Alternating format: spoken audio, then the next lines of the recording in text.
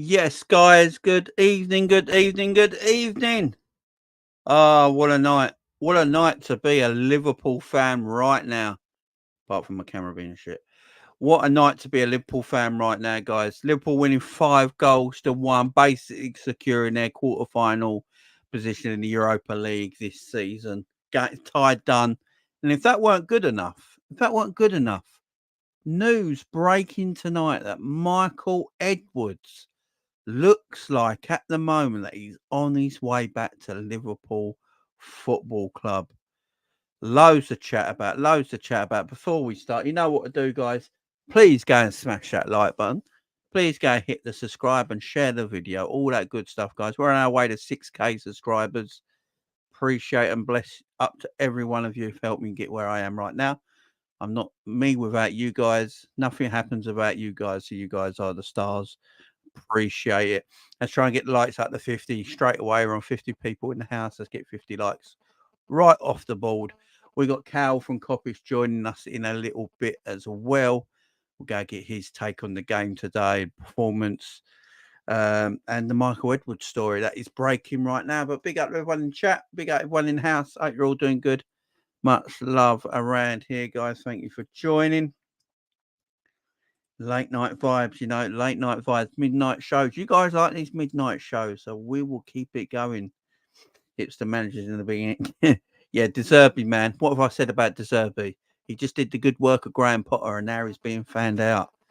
Now he's being fanned out. I think Matoma's out for an injury for the rest of the season. Yeah, they're in trouble, man. They are in trouble. Big up Michael. He says, big up Jamie. That track always reminds me of WWE Raw. It has got a wrestling theme to it, ain't it? It has got a wrestling theme to it. There's no doubt. Big up as well. Darwin's either go. We're going to talk about the eliteness of Darwin Nunez. It's a superb night, especially is damn right. Bless up the Freedom Journey as well. Hope you're doing well, man. Thanks for being here. Thank you for everyone being here on the midnight show. I do appreciate it. The people are coming in. We're going to have a good show. As they got Calvin Coppish coming on soon as well. He's just on Never a Fail at the moment, but he'll be here in a bit. And we'll go get his take. Look, but first of all, man, right, we'll get to the Michael Edwards stuff in a minute. It's exciting times, yeah. The way I'm looking at it, the future's bright. But let's talk about today's game, guys. Today's game. Look, I'm going to talk about Darwin Nunez for a second because I've got him on I put it in the title, got him on the thumbnail. Darwin Nunez is elite. Yeah, for me, he's superb. All right. I might even have to owe Darwin an apology, because a few weeks back or a month or so ago, we spoke about Darwin and I spoke about him not being an elite finisher. Now, for me, he probably still isn't an elite finisher, but my God, the rest of his game, he's undroppable. You can't leave him out of this Liverpool team right now. His 2 goals today come from absolutely nothing. His first one comes from absolutely nothing. His second goal, and it's Darwin's second goal I really want to look at because the skill and calmness to do that. He let the ball bounce 3 times, half volley finish. It's a beautiful goal, man. It really is. And Darwin, for me, is maturing this season. He's completely and utterly maturing this season, becoming a far, far better footballer, a far better player. I just think Darwin's going on his way to being a completely elite striker. You look at all the strikers around Europe, the 2 top strikers in world football for me are probably Harry Kane and Haaland. You just look at their numbers and what they do. It's hard to touch that. But you look at all the other number 9s in world football. They're not great. Darwin's up there, man. I think Darwin's one of the strikers just beneath that Kane Haaland bracket. I really do. You look at his work rate. He's always doing something in the game. If Darwin's not scoring, he's creating. And that's a fact. You only have to look at his GA this season. What's that now? 15 goals and 11 assists this season. They're good stats, man. You can't shake your head at them stats. They're good stats, and he's getting better as the season's going on as well. He's doing really well, and he's getting what he deserves right now. His form is excellent. He's a threat. His ability to run in behind is a threat. I don't know a defence that have come against Darwin right now and not had a busy night. He calls his defenders nightmare. He can go right, he can go left, goes in, he goes out. He can drag that ball across the edge of the box. And how many times now this season has he got that ball in the edge of the box, dragged it, and looked for a goal? He likes that shot. He's very good on the volley. Darwin's he's got very good technique on the volley. And he calls his defence his issues constantly. He's a very good player, man. He's a very good player. He's right up there. He's right up there with the best around for me, Darwin Nunez, in Europe right now. A lot of people talk about Ivan Toney. I think Ivan Toney's a great little player as well, but he doesn't give you what Darwin Nunez does. Alexander Isak. I think Alexander Isak is more clinical than Darwin Nunez, but Alexander Isak doesn't give you what Darwin Nunez does in the game. He hasn't got, Darwin has got so much more to his game. He's busy. He's constantly on the go for 90 minutes. He doesn't hide if he misses. He's a threat in behind. He runs at fullbacks. He runs at centre backs. If you play left wing, he comes inside. If he's playing through the middle, he tries to get on the shoulder of the fullback constantly. He's always stretching the game. He's constantly moving. His constant motion is Darwin Nunez. And that's why I say I always have him in front of everyone else. I think he's fantastic. And he's becoming almost a complete forward. He is becoming a complete forward in a way. He's not Haaland. Haaland's a machine. He's a different animal.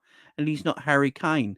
But you take Harry Kane and Haaland out of the equation, what other strikers is he out there? Now, people will go talk about Ollie Watkins because I think he's got better GA than Darwin. But Ollie Watkins is going for a purple patch. Going through. Is Ollie Watkins doing right now sustainable? Is he if Ollie Watkins carries doing this season after season, then I'm with you. But I've witnessed Darwin Nunez get 34 goals in the season for Benfica. Then came to Liverpool last season, his debut season, and did okay. He got goals and assists. And then this season, he's doing even better and going up at a level. So with Ollie Watkins, I've only ever seen him do it this season. So for me, Darwin Nunez, man, he's an elite forward. 8 goals and 3 assists in his last 10 games. There you go. Is Darwin a complete forward? Like, he's not the finished article. Darwin's only going to get better for me. And he's dangerous, man. I keep telling everyone, if Darwin Nunez was available in the summer, top clubs will be looking at him. Carlo Ancelotti, if he's not in prison, will be looking to buy Darwin Nunez if he was available for Real Madrid. I'm telling you right now. He's hot. He's great. And yeah, I just think he's fantastic, man. And he suits us, man. He suits us down to a T. I think Diogo Jota is probably Liverpool's best finisher. Mo Salah is Liverpool's best all-round forward. And then it's Darwin Nunez. They're our 3. And I just wish they were all fit. If Jota was fit, if Darwin and Salah were all playing together at the same time, that front 3 would take some stopping. It would. Jota can play off the left, Darwin through the middle, Mo on the right. But during the game, Darwin and Jota would interchange positions. Jota would go through the middle at times, letting Darwin go off the left. Defenders wouldn't know what to do against them. And they're all finishers, man. They all get double figure. They're great. That's our best front 3, in my opinion. I don't think you get better than that front 3. I just wish Jota was available right now. Because if Jota was available right now, for me, we're winning the league if them 3 stayed fit. They're just tremendous. They really are. Luis Diaz, credit to him again, gets a goal. Where did Luis Diaz get his goal from, though, guys? In the middle of the pitch. He went through the middle when who is it who went off? I can't remember who it is went off, but Luis Diaz went into the middle of the picture a little bit, and Gakpo went left wing for just a couple of minutes. And where was Luis Diaz? In the middle of the pitch, right in that number 9 position in the box, gets his goal. I will say it and I will keep saying it. I think Luis Diaz could be a really good goal scorer for Liverpool if you played him through the middle. It's where he grabs his goals, man. Go and look at all Luis Diaz's goals. Always in the box, always comes alive through the middle. Yeah, Nunez was the one who went off. That's it. Darwin went off. And when Darwin went off, because where we were in our play, we were attacking. So Luis Diaz just went in the middle for a second, didn't he? And then he went back over to the left, and Gakpo went through the middle where Mo came on. But yeah, Diaz, get him through the middle, get him in the box. Diaz will score goals. He always will, man. He always will, and that's what I got to give it to Luis Diaz. Sometimes on that left wing area, he doesn't do what I want him to do as a winger.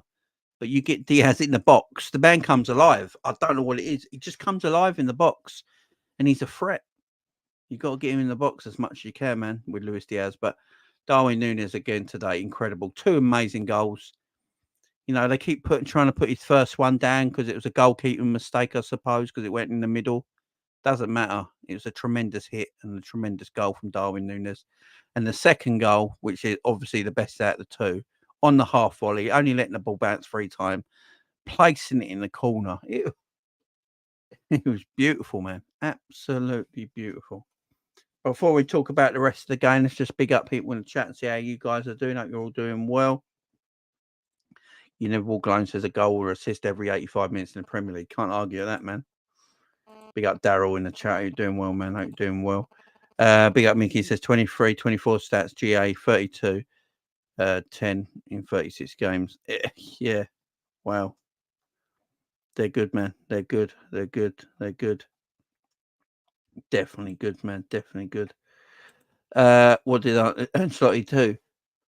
Oh, don't you know what Ancelotti? Well, he's been a naughty boy only with his tax evasion, I think. Madrid was in for him and not for Bellingham. Yeah. Chelsea wanting Darwin as well. I'm just glad where Darwin's getting more time there. I think we'll sell Mo in the summer and give Sherry 250 million war chest. Well, when Cal comes on, we've got Cal coming on soon. When he comes on, we'll go chat about that. Because I think this whole Michael Edwards thing is very, very interesting. We're looking forward to chatting about that. Guys, we've got 123 people in the house, but only 53 likes. So let's get the likes up, guys. Let's get 100 likes on the video tonight if we can. So if you've not done it so far, please press the fun button. Please go and press the fun button. I'd appreciate it, guys. I really would. Go and smash that fun button right now, guys. It hits the like. It's free to do. Get the channel going. The video going. Diaz, Nunez, Salah in better. He's better. Fair enough. Fair enough. I mean, Diaz is a weird one. I don't think Diaz is playing well, but he scores all the time at the moment. Elliot with 3 assists. Harvey Elliott, man, I might do a video solely on Harvey Elliott soon, because I think we've got to talk about how well Harvey Elliott's done this season. I think it goes really under the radar that Harvey Elliott is only 20 years old. You know, the kid's only 20. He's 20. He's played, I think 105 times for Liverpool now. 105 Liverpool appearances at the age of 20. Do you know how mad that is? It's madness. 105 appearances. Man's only 20. If Harvey Elliott stays at Liverpool, you know, he could go on to have like 400, 500, 600 games at Liverpool. He's that young. And his talent's getting better. He's becoming a better footballer. His final third passing for me is getting very good now. He's always finding a player in that final third. He's crossing off the right. Is excellent. And he's a threat when he plays in them advanced areas, in that sort of like floating 10 area where he sort of goes around the middle on the right hand side. Harvey's doing bits, man. He really, really is. And I think people are starting to, you know, realise how good of a player Harvey Elliott actually is, man. 20 years of age, as I said. You know, them appearances in, it just shows how good he is, man. Shows how good he is. But oh yeah, the Salah goal was never offside. I know he should have saw that. Yeah, Nunez went off. Yeah, Nunez did look good alongside Jota. There's no doubt about that. Nunez looking good in the game against. Yeah, Nunez is going to cause City all kinds of trouble. Yeah, the Salah offside is wild. That's 2 games now. We had 2 away. Weren't the goal against Toulouse chalked off a handball when it never touched the arm, and this goal from Mo Salah that weren't offside. Yeah, I mean, it don't matter in the long run, but yeah, as I say, we should have had 6. Yeah, it should have been all done. Big at Ali in the house. Hope you're doing well, man. Michael Edwards was returning to much brief and not too much for it not to happen. Yeah, it's happening, man. It's happening. Yeah. Oh man, the Mac Allister pass to Darwin. That's for the second goal, weren't it? When he looked over his shoulder, turned, put the ball into space. Yeah, man. I'm going to talk about Mac Allister when Cal comes in, and we're going to have a little bit of a debate about these players. I think he's still coming. So we'll hear some good news in the international break. Yes, I believe you're right, man. Yeah, Cal's coming on after he's finished. Never a foul. Yeah. Yeah, that could be the one, man. I think.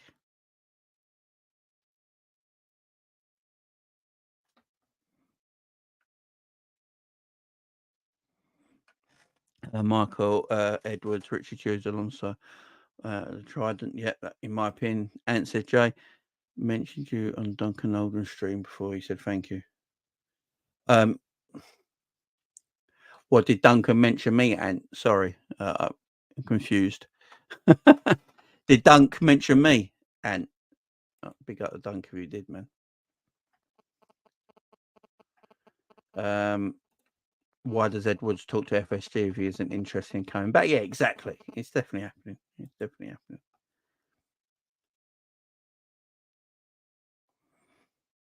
happening. Yeah, true, Justin. True, man. Yeah, Elliot's a baller, man.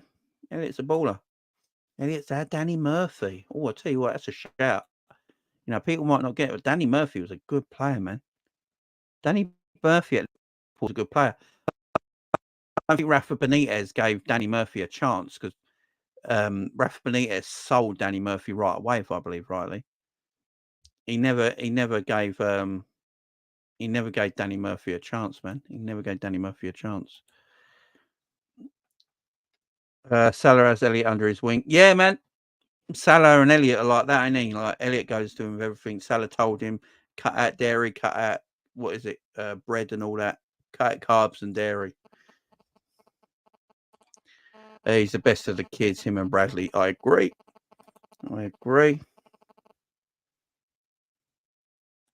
Yeah, big up me. Big up roll me one Kenobi. Yes, definitely, man. Definitely. And you're a Real Madrid fan as well, so you probably know more about the Ancelotti news than we would. Elliot's been really important for us in the past few months. Yeah, Elliot's been fantastic. Hasn't Elliot played like 320 minutes in the last few games or something, which is absolute madness. Shows how fit he is, man. I know he's young, so his recovery is a lot easier when you're 20 years of age, but that shows a lot, man. That shows a lot.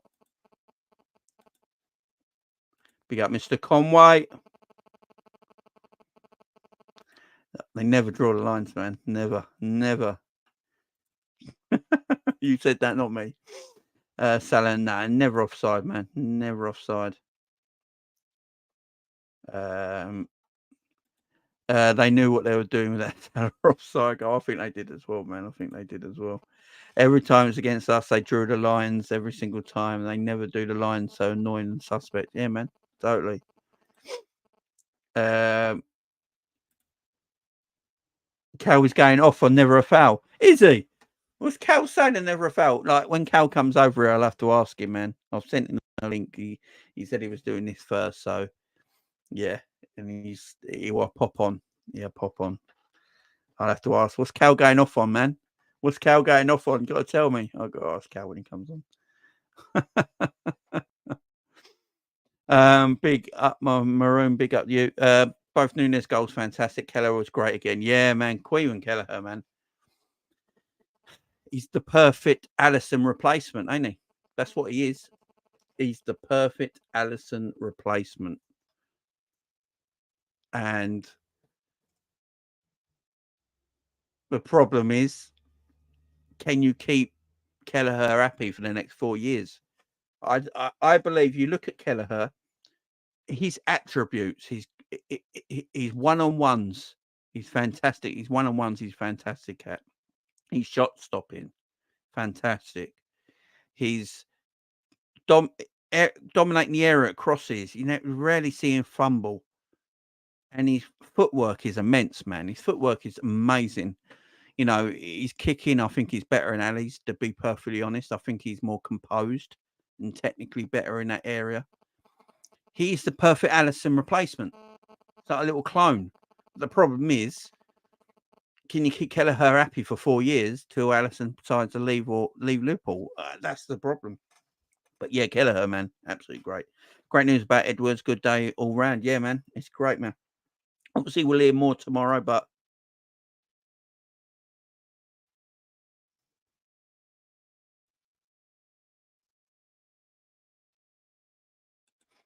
oh, right. Well, when you and Cal mentioned his channel stream the other day, I just said you and Cal mentioned it. Oh, right. Big up and appreciate the love, man. Yeah, man. I love Dunk. Dunk's great, man. Yeah, he's got to be COO of Liverpool. That's what it's got to be by the sounds of it. He's got to basically control Liverpool Football Club. Jamie, they need to leave Adon alone. Big up the scraps in the chat. Hope you're doing well, my friend. Hope you're doing good. Elliot may not be the fastest, but he never quits. His pressing always gives 100%. Yeah, Elliot's technically a good footballer, man. He gets the ball, he's tidy with it. When he gets into them better areas of the pitch, they're more attacking areas just around outside the box. He has got that final ball. He has got that pass. He has got that cross. You know, he's technically a very good footballer. The thing that stops him is just his genetics. He hasn't got, you know, he's quite small framed. He's quite short. He's not the quickest. It's just them things. If he had, you look at Foden. Foden's not the biggest either, but what Foden's got is pace, you know, with his technical ability. And Foden's more technical than Elliot. Don't get me wrong. Now I'm not comparing them, but if Elliot had pace like Foden, because Foden is lightning quick, if he had that Foden pace, Elliot would be even better, in my opinion. Even better. Yeah, definitely. Kelleher. Yeah, I'll tell you what, the performance he's playing at the moment is easy 30-40 million. Big up. Jamie says, hi, Jamie, what's the news? And Edwards, well, apparently FSG and Edwards had a meeting on Sunday in Boston. And Paul Joyce saying today, apparently it all went well. And if he's coming back, it's not as a sporting director, it's in a much bigger role. And so the rumours on it, I will get it up here. Hang on. So I've got it here. Let me just get it up for you and read it to you properly.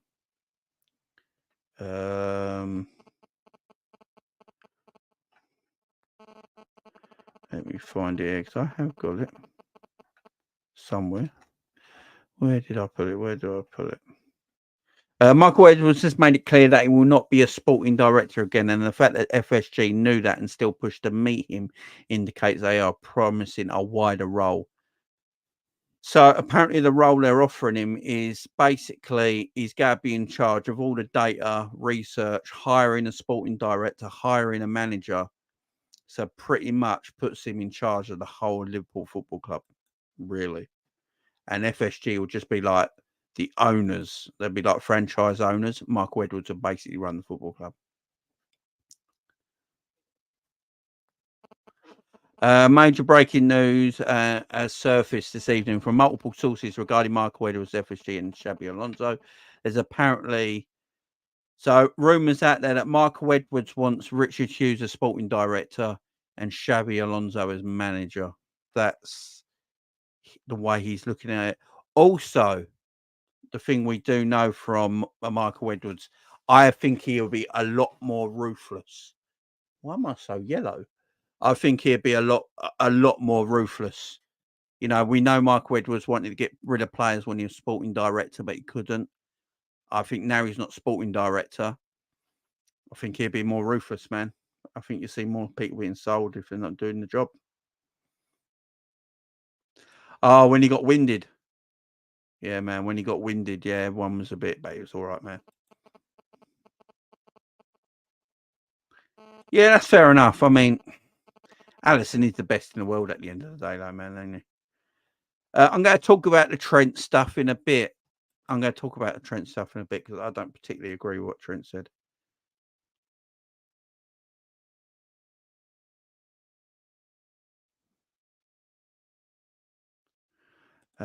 Jamie, why going on Elliot? It's just 20. Please go and watch Barcelona. 16-year-old who plays in the same position as Elliot. You see a difference. Have I missed something? What did Elliot do apart from the assist? It's what Elliot does. It's his pressing in midfield. It's his pressing game. I think his pressing game is something you can't really look at stat wise, but his pressing game is massive. It's massive. The Red Machine this week has gone so quick as it's a Friday. So yeah, big up Red Machine. Hey, tell me about it. But look, if you're not I'm not telling people not to be an Elliot. If you're not an Elliot fan, that's cool, man. I'm just giving a young man who's only 20 playing over 100 going to Liverpool his flowers. That's all. You don't have to like him, though. You know what I'm saying? Jamie getting an F string. I just looked here because I got it on mute. I've just seen Cal going absolutely mad on someone, but yeah. I don't know what happened. I think Cal might be on his way soon because I don't think he's on there at the moment. So yeah, he's still there. Oh, he got a match joined the parade. Let's see if Cal. I'm going to message Cal.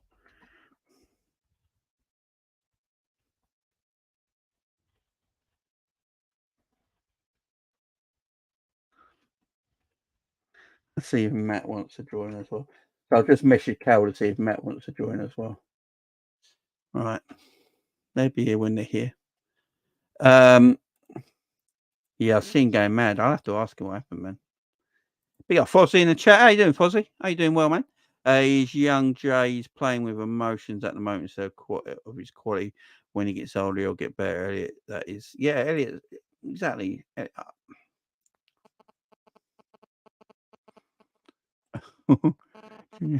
He's into the stream.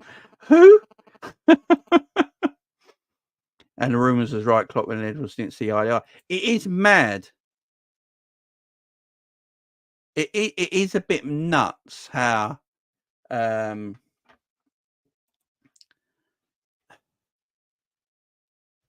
Klopp decided to leave, and then the first thing FSG did is gone, right, it's get Michael Edwards on the phone, like literally straight away.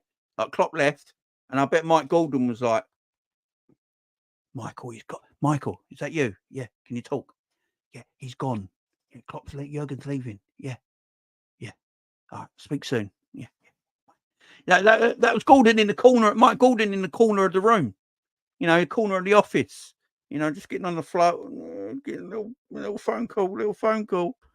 You know, it's weird. The conspiracy theories are going to start like wildfire. You know, Edwards and Klopp apparently had a falling out. That's why Edwards left. That's the rumours. I don't know if that's particularly true. Another rumour I've read is that he done 10 years at Liverpool and he wanted to move on. It had nothing to do with that. But as soon as Klopp said he's leaving, FSG make the phone call to Michael Edwards again. It's probably just nothing in it, but it does make it interesting. I will say that. The NAF debate went left. What happened on Never a Foul? People, tell me in the chat what happened in Never a Foul. I think our future captain should be keeping his mouth shut, in my opinion. Yeah, I'm going to get the Trent thing. I don't think Trent should have said what he said personally. What happened? Cal's dropping a stone cold promo right now. What happened? I need to know, man. Callum got called a prick by a City fan, and he wasn't having it. Why would anyone call Cal a prick? Cal's anything but. Wow, what did Cal say to piss him off? These City fans are touchy, man. They can be touchy. They can get aggressive. I don't know why. Don't know why they're getting touchy. What did he say? K-Max. K-Max gone to spend time with the missus. What? I'm gonna have to watch it back, ain't it? I'm gonna have to watch it back. You guys have like, yeah. Edwards will be ruthless, man. He ain't gonna hang around. Drama on NAF, Jamie. Missed it. I missed all the. I'm gonna have to watch it back. Hopefully they don't edit it out. I'm gonna have to. I'm gonna have to watch it back. Oh, yeah, I'm going to message Cal right now because he's messaging me. Hang on.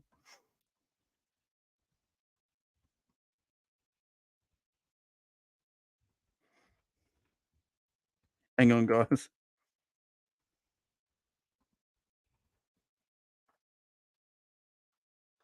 I'll message Cal. There you go. What the hell is going on?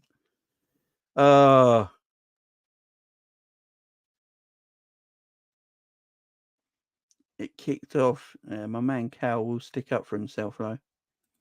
I guess Jurgen and him had a falling out. That's the thing. That's what everyone's going to say. That's what everyone's going to say. 115 FC touchy. Yeah, man. Just saying, it is mad.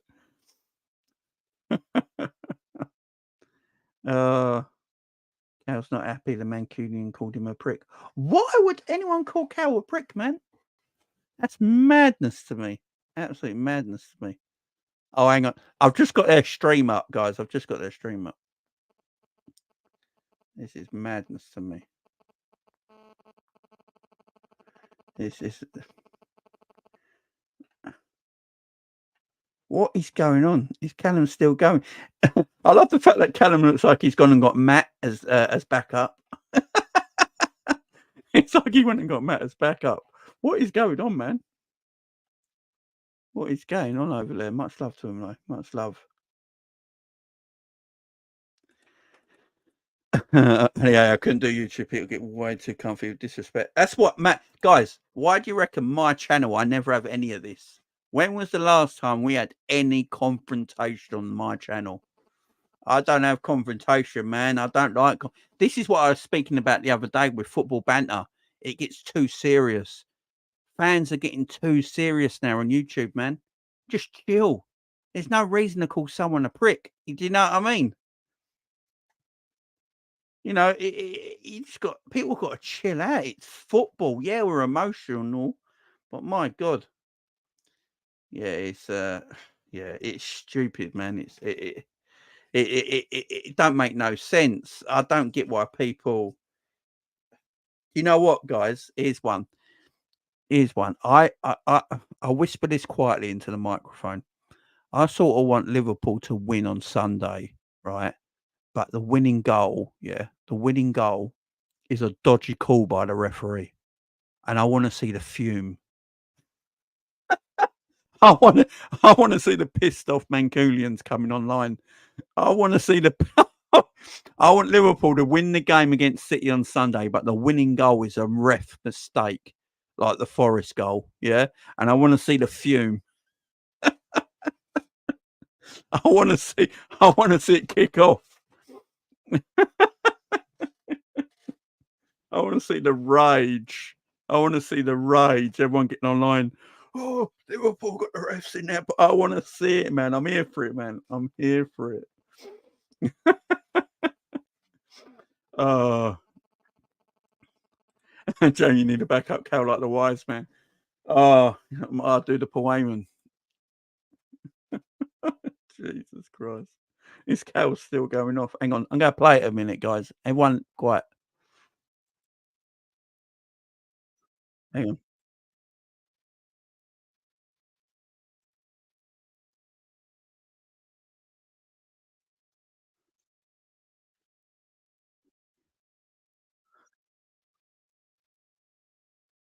It all kicking off. Oh, it's all over the Trent comments. Is that what it's about? Is it all over the Trent comments? Mr. Tibbs in the house.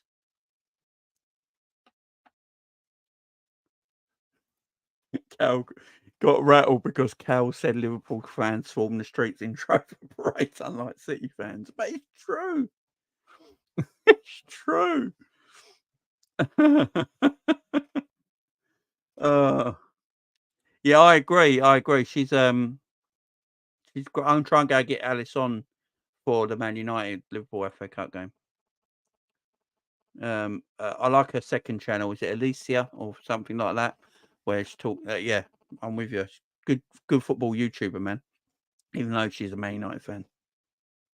Don't know why Cass Back City is so funny. I don't know. I like Cass. I like them all over there. They're great people. Jamie City fan is rattled more than Jesus. Never a foul, man. Never a foul. Cal just messaged me.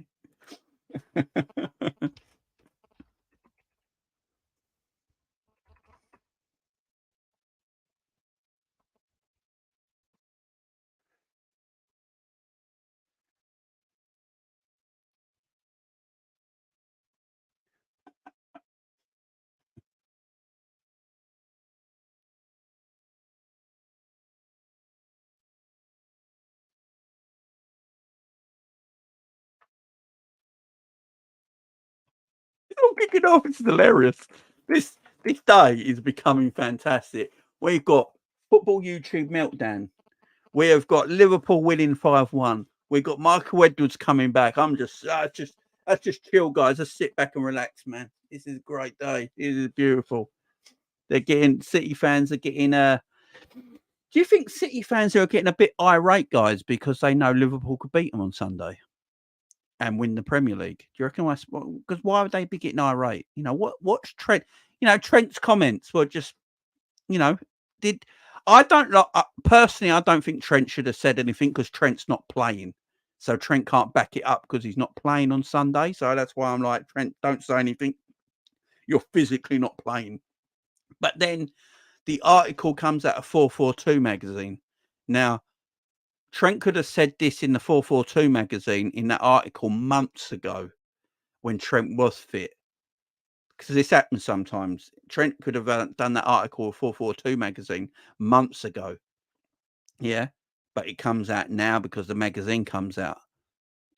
But just when these things come out and you're not fit and you can't back it up on the pitch, yeah, it's mad. It's mad. They're getting rattled. Yeah, they're going mad, man. They're going mad on there, man.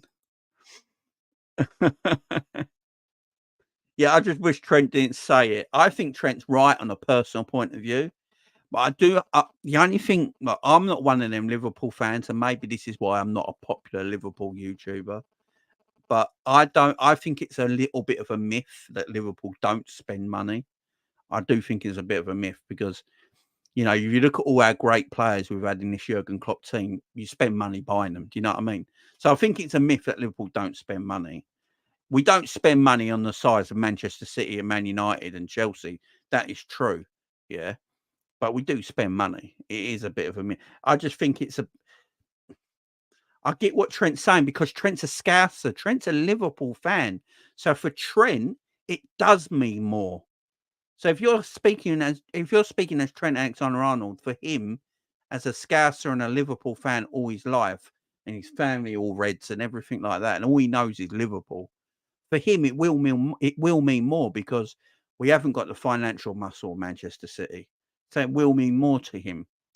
But people won't go see it like that. So people won't go see it like that. And then you got Haaland's response, like someone who's got no emotion at all.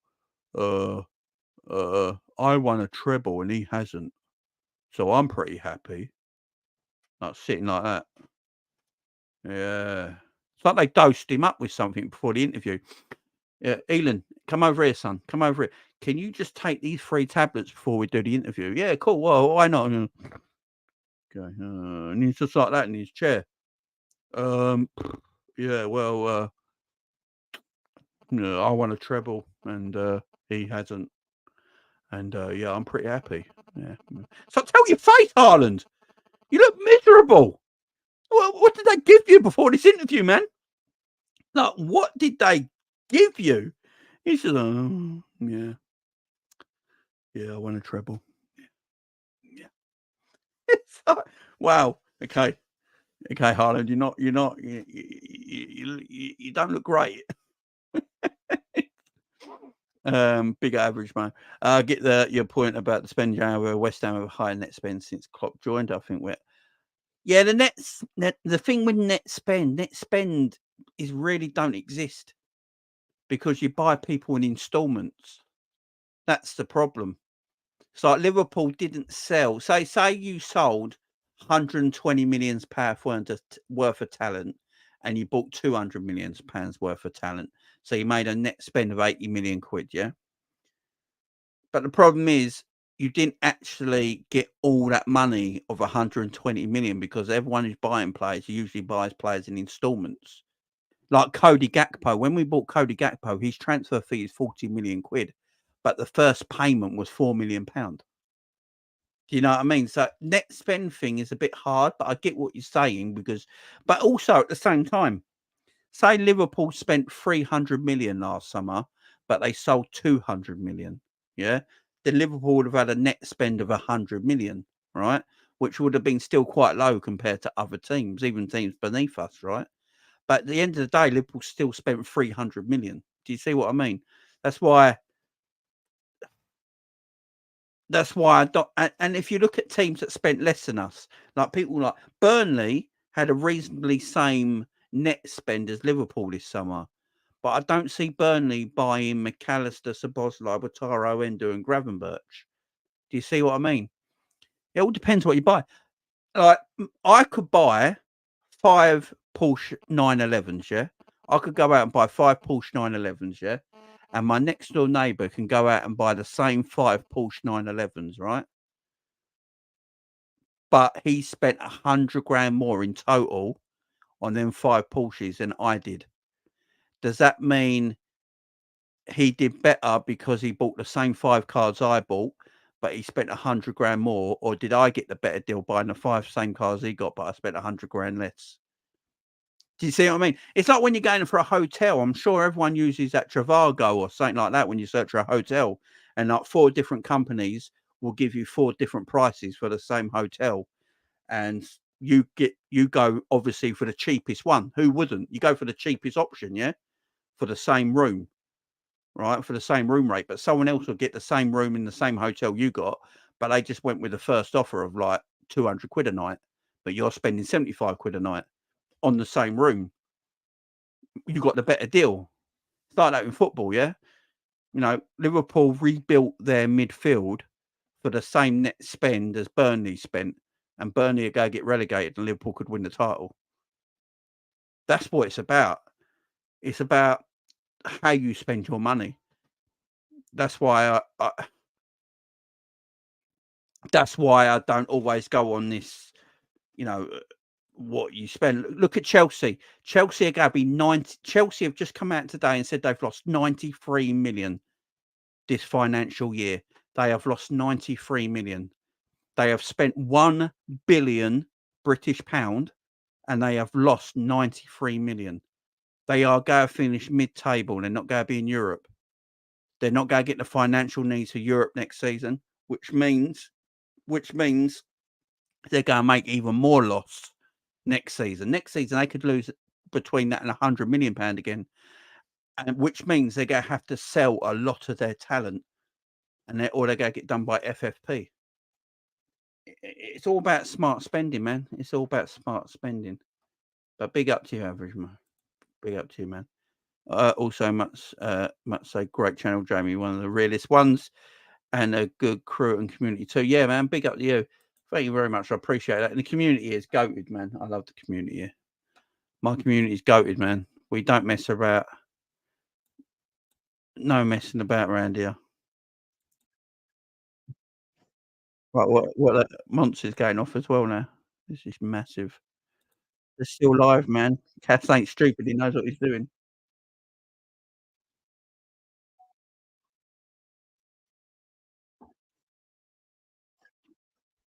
Cal's on his way.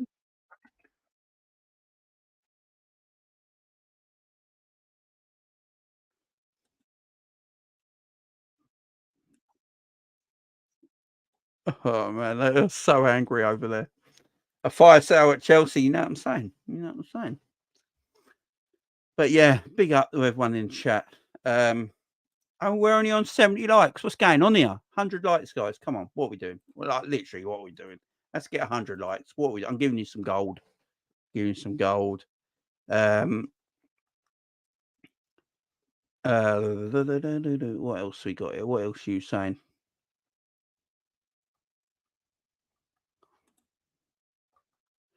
Or do Chelsea just lock up players? Alcatraz contracts. Yeah, man, it's mad, ain't it? It's absolutely mad. Absolutely nuts. You know, I would rather FSG than Chelsea's owners. You know, I would rather FSG than Chelsea's owners. I don't know about you guys in the chat. Let me know. It's 120 of you. Would you prefer Chelsea's owners or FSG if you had to choose? If you had to choose who you go have, I'd rather have FSG. They run the club better, man. Run the club better, in my opinion. Oh, we place Edwards possibly coming back. Yes, man. Definitely. I just, I'm going to get Cal's a point on it. I don't know. Cal, I can't talk for Cal, but he'll be here soon. But I just really, I think what FSG are looking to do. If we've heard rumours of them buying putting money into the PGA, they're trying to get the Las Vegas basketball team off the ground. That franchise, obviously, they've got their baseball team, Red Sox. I think what they're trying to do is just trying to franchise all their stuff, all their clubs. They're trying to franchise. So Liverpool will be a franchise. I don't think if Michael Edwards, and this is all a big if because we don't know yet, if Michael Edwards takes the job, he will run the football club. I don't think you'll see much of John Henry and Tom Werner anymore. I really don't. I think you see Billy Hogan because he's his CEO. I think you see Michael Edwards and the sporting director and whoever the new manager is. They're running the football club. I think FSG will just become a franchise. It will become a franchise of FSG. They will be in the background and they're employing people to run the club. And you're getting football people in, which is great. Get football people in to run the club, and they'll do it, man. They'll do it. And it could be good, man. It could be good. It's amazing that I know a lot of us ain't massive FSG fans, and I agree. But I think a lot of people, I can't say you guys because it's what people want to think is what they think. But I think a lot of people are not turning into FSG, like being FSG fans or anything like that. But what I think a lot of people are doing is seeing the financial world we live in at the moment, the ridiculousness of financial fair play in football right now, which money's ridiculous. You're seeing what teams like City are doing, Chelsea are doing, you know, just throwing money out there for laughs and getting done for it. You know, we're seeing Everton getting done for it, Nottingham Forest possibly getting done for it. And Chelsea losing almost £100 million. It's diabolical. You know, and the more that goes on, I think people are not being FSG fans or anything, but can understand the way they're trying to work a football club in today's market. But it doesn't mean you're going to be fans of them. But I think people are starting to understand way we're running it might be a sensible way of running a football club. Yeah, we want the new manager to have more money. Of course we do. We want Jude Bellingham's at Liverpool. We want Mbappe's at Liverpool. What football fans don't. But also realistically, we know sometimes them players don't go join, no matter how wealthy we are, because, you know, Mbappe didn't join City or Chelsea and they got unlimited money.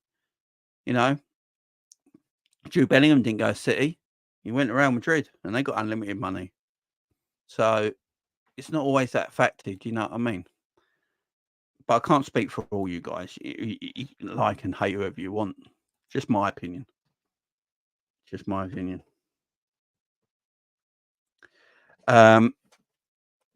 Liverpool had 740 million views last season, most watched team last 5 seasons. Yeah, Liverpool's massive all around the world, man.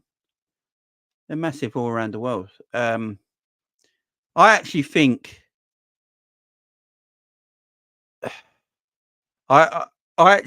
Liverpool, if it's a Liverpool, say it's a Liverpool AC Milan or Liverpool Roma Europa League final, I reckon that gets more views in this country than a Man City Arsenal Champions League final would, in my opinion. I really do. I actually think the Champions League, I actually think the Europa League, and it's not just because Liverpool are in it, I actually think the Europa League is more entertaining than the Champions League this year. Who agrees? I've watched a lot of European League games. I think a lot of the European League games are better and more exciting than the Champions League games this season. Definitely. Big up, man. 115 FC needs to be relegated. Yeah, we're the most entertaining team to play. I mean, look at that game against Sparta Prague tonight. That game against Sparta Prague tonight was a great 90-minute game football. It was better than Copenhagen Man City the other day. Much better game of football. Yeah, I'm with you. I think that's why Liverpool get a lot of the half-12 kickoffs. As much as I hate it that Liverpool get a lot of half-12 kickoffs, I think it's because Liverpool are the biggest team in the world. And the most viewed. And the most entertaining. That's why they get the prime kickoff times. Europa League is greater than Champions League this season. Definitely. This season, the Champions League is dead this year. Absolutely dead. I don't know what's up with it. It's not good, man. It really ain't good this year. It really ain't. It's Mac kicking off now. It's all kicking off over there. That City fan on NAF thinks he's bigger than anyone else's. That City fan on NAF thinks he is bigger than anyone else is mad. Yeah. Look, there are good City fans like LB and Nobbins. I love them too. I try and get them on the channel. LB and Nobbins are great. They're probably my 2 favourite City content creators. If people know them, I think they're great. We've got Cal here now. Big up my man's here. There we go. Apologies. Fresh from his first round knockout. The chat's been going mad, man. The chat's been going mad with this massive fight you had. All squashed. He was a bit emotional about stuff I was saying, lashed out a little bit. I responded. He apologized. I said, it's all cool. Water under the bridge. I'm old school, Jay, man. As long as someone apologizes, I usually let it go. Cal was like, it's all cool. Nah, it's all cool. He apologized, so I'm good. As long as he apologized. Why City fans? What is it that City fans don't like you, Cal? The thing is, I never wanted to go that direction, right? It was going in that direction. Shall I tell you what it is, Jay? It's not just City fans I know Liverpool fans as well, because I say what I believe in it. I'm not always going to say what I say is always true, but I'm not going to mince my words, and I'm just going to be real with people, innit? It's who I am. Yeah, you're not allowed to talk the truth. You've got to talk You're not allowed to. lies and things like that. That's what you got to do in this game. Crazy. It's getting mad. Football, I took Cal talking earlier when everyone's telling me what's happening. Football YouTube's going mad at the moment. It's not just football, bro. It's life, bro. It's life. Man, people get upset over everything. Yeah, it's crazy. What's everyone angry about? Yeah. I'll go and get a Morley's and chill out. Yeah, exactly, bro. Go and get a free piece. Make sure the chips are on the bottom. Yeah. Nice, keep them warm. And you'll be good, man. Get a Coke. You'll be good.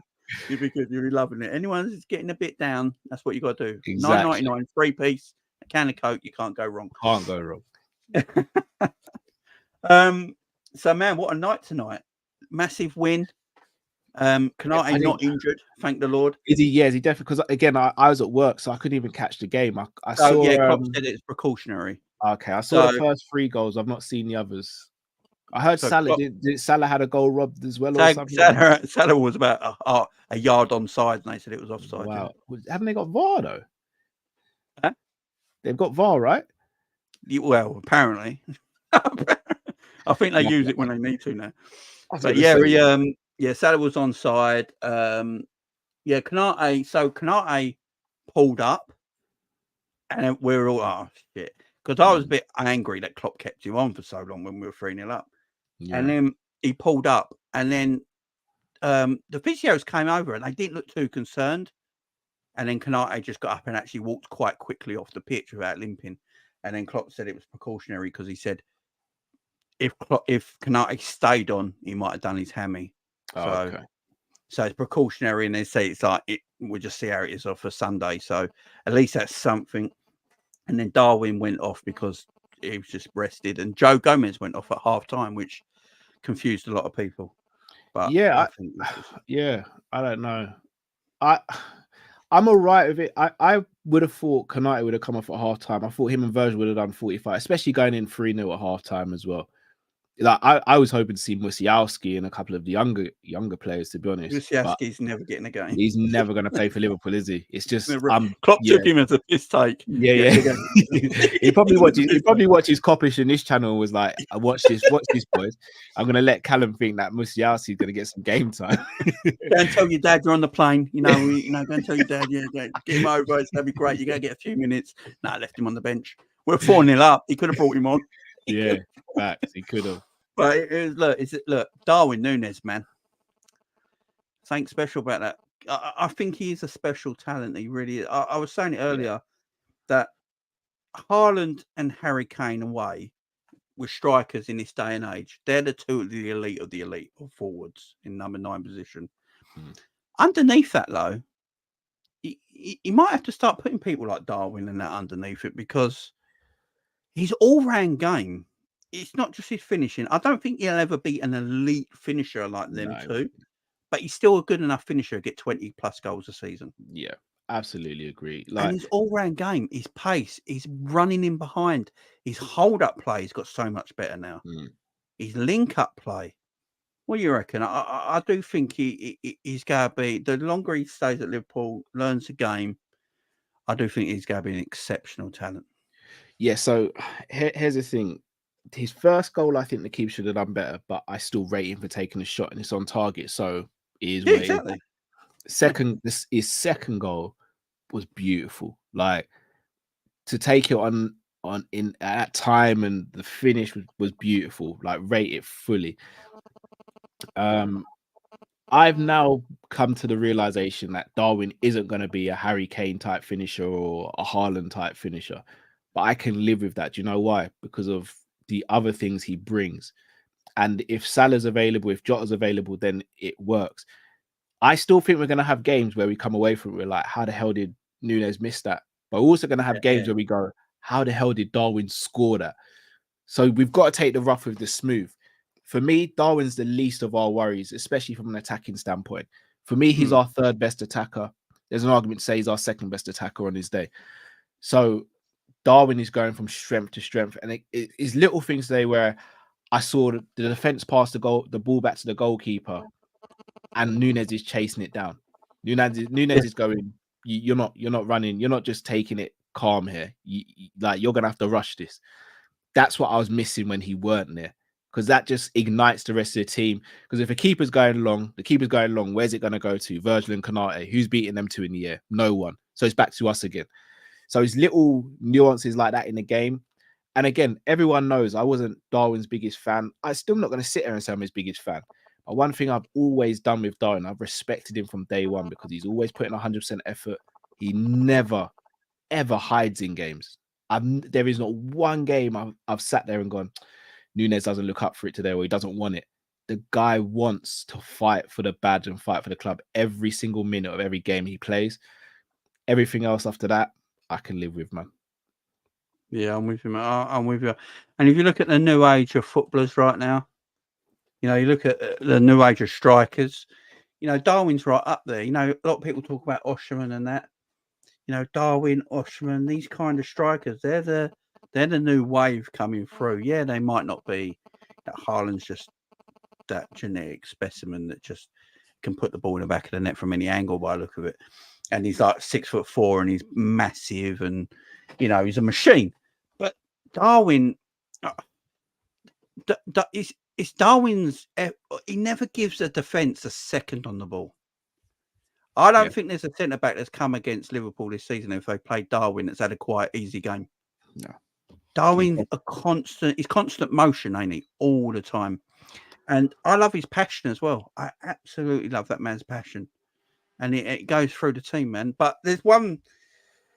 So I said this earlier on another show, and I'm starting to think so at City, you got that De Bruyne Haaland combination, which is unreal. Yeah.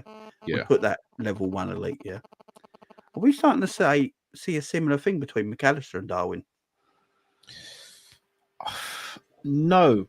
And I'm not saying that just to say no. I think we've got so many different people now that can create stuff. Like before, it was just Trent, wasn't it? That you'd think, he's got to create something, or sometimes Salah, sometimes Mane. They weren't really creators like that. Mac Allister, Szoboszlai's got in his locker. Trent, obviously, when he plays. Like I'm seeing Endo breaking lines with his passing. And this is no disrespect to the previous, no disrespect to any of the previous footballers we had. They led us to glory many times. But we've got players in the team with technical ability that can just unlock things now. And we're seeing it. We're seeing that, like this time last season, even with us being who we are, we wouldn't have gone to Sparta Prague and beat them 5-1. We would have eked out a 1 or 2-0 if we're lucky. This season, we're looking at teams and going, yeah, we can really go for this here. And we haven't done it as much in the Prem, but that's because we haven't always had our players fit and available. Today, we saw a glimpse with a half-fit squad what these lot can really do. And I mean, Danny, I was just about to say, Salah and Darwin, they link up for fun. Yeah, they got good. They seem to know where each other are on the pitch all the time. There was a point in the season where all of Darwin's assists were for Salah. Yeah. So Salah's more clinical, so he's in the back of the net. Maybe it's actually Darwin who's the common denominator there, because you said Haaland, you said Mac Allister and Nunez. You said we got Salah and Nunez. We've even seen Jota and Nunez. So it's looking good. Yeah, I do think all our forwards, if they were fit, personally, my favourite three would probably be Jota, Darwin, and Mo. I think because you could start Jota off the left, but Jota and Darwin's interchanging would be all game. Yeah, you wouldn't be able to pick them up. Jota will start left, then halfway through the game they're swapping. Then Jota's ghosting into that box, which he does brilliantly. And Darwin, he looks great when he goes over onto that left, and he's very good at picking that ball up. Like that first goal he scored today, he's done that a few times this season when he's given that a go. He likes that shot. Yeah, when he comes in on his right foot, bangs it in. Yeah, them three. That's arguably the best front three in the league if they're fully fit. Yeah, because Jota's clinical, Salah. Yeah, and Darwin, as we say, if Darwin don't score, he usually creates. Yeah, he does something in a game. Yeah, and that's right. You can't keep Darwin quiet. So, yeah, and his second goal today. Did you see his second goal? Beautiful. That was the goal. That was the best goal that I saw. But his volleys are actually really good. I've seen him volley the ball a few times for Liverpool since he's joined us, and that seems to be one of his skill sets. So, yeah, Darwin's a fantastic form right now. He's coming into form at the right time, especially the City game. But Mac Allister, man, again in this advanced state role, has he arguably been man of the match every game so far in this new role? Well, imagine, Jay. I mean, I got torn to shreds when I said I wanted Endo to play and I wanted Mac Allister in the 8.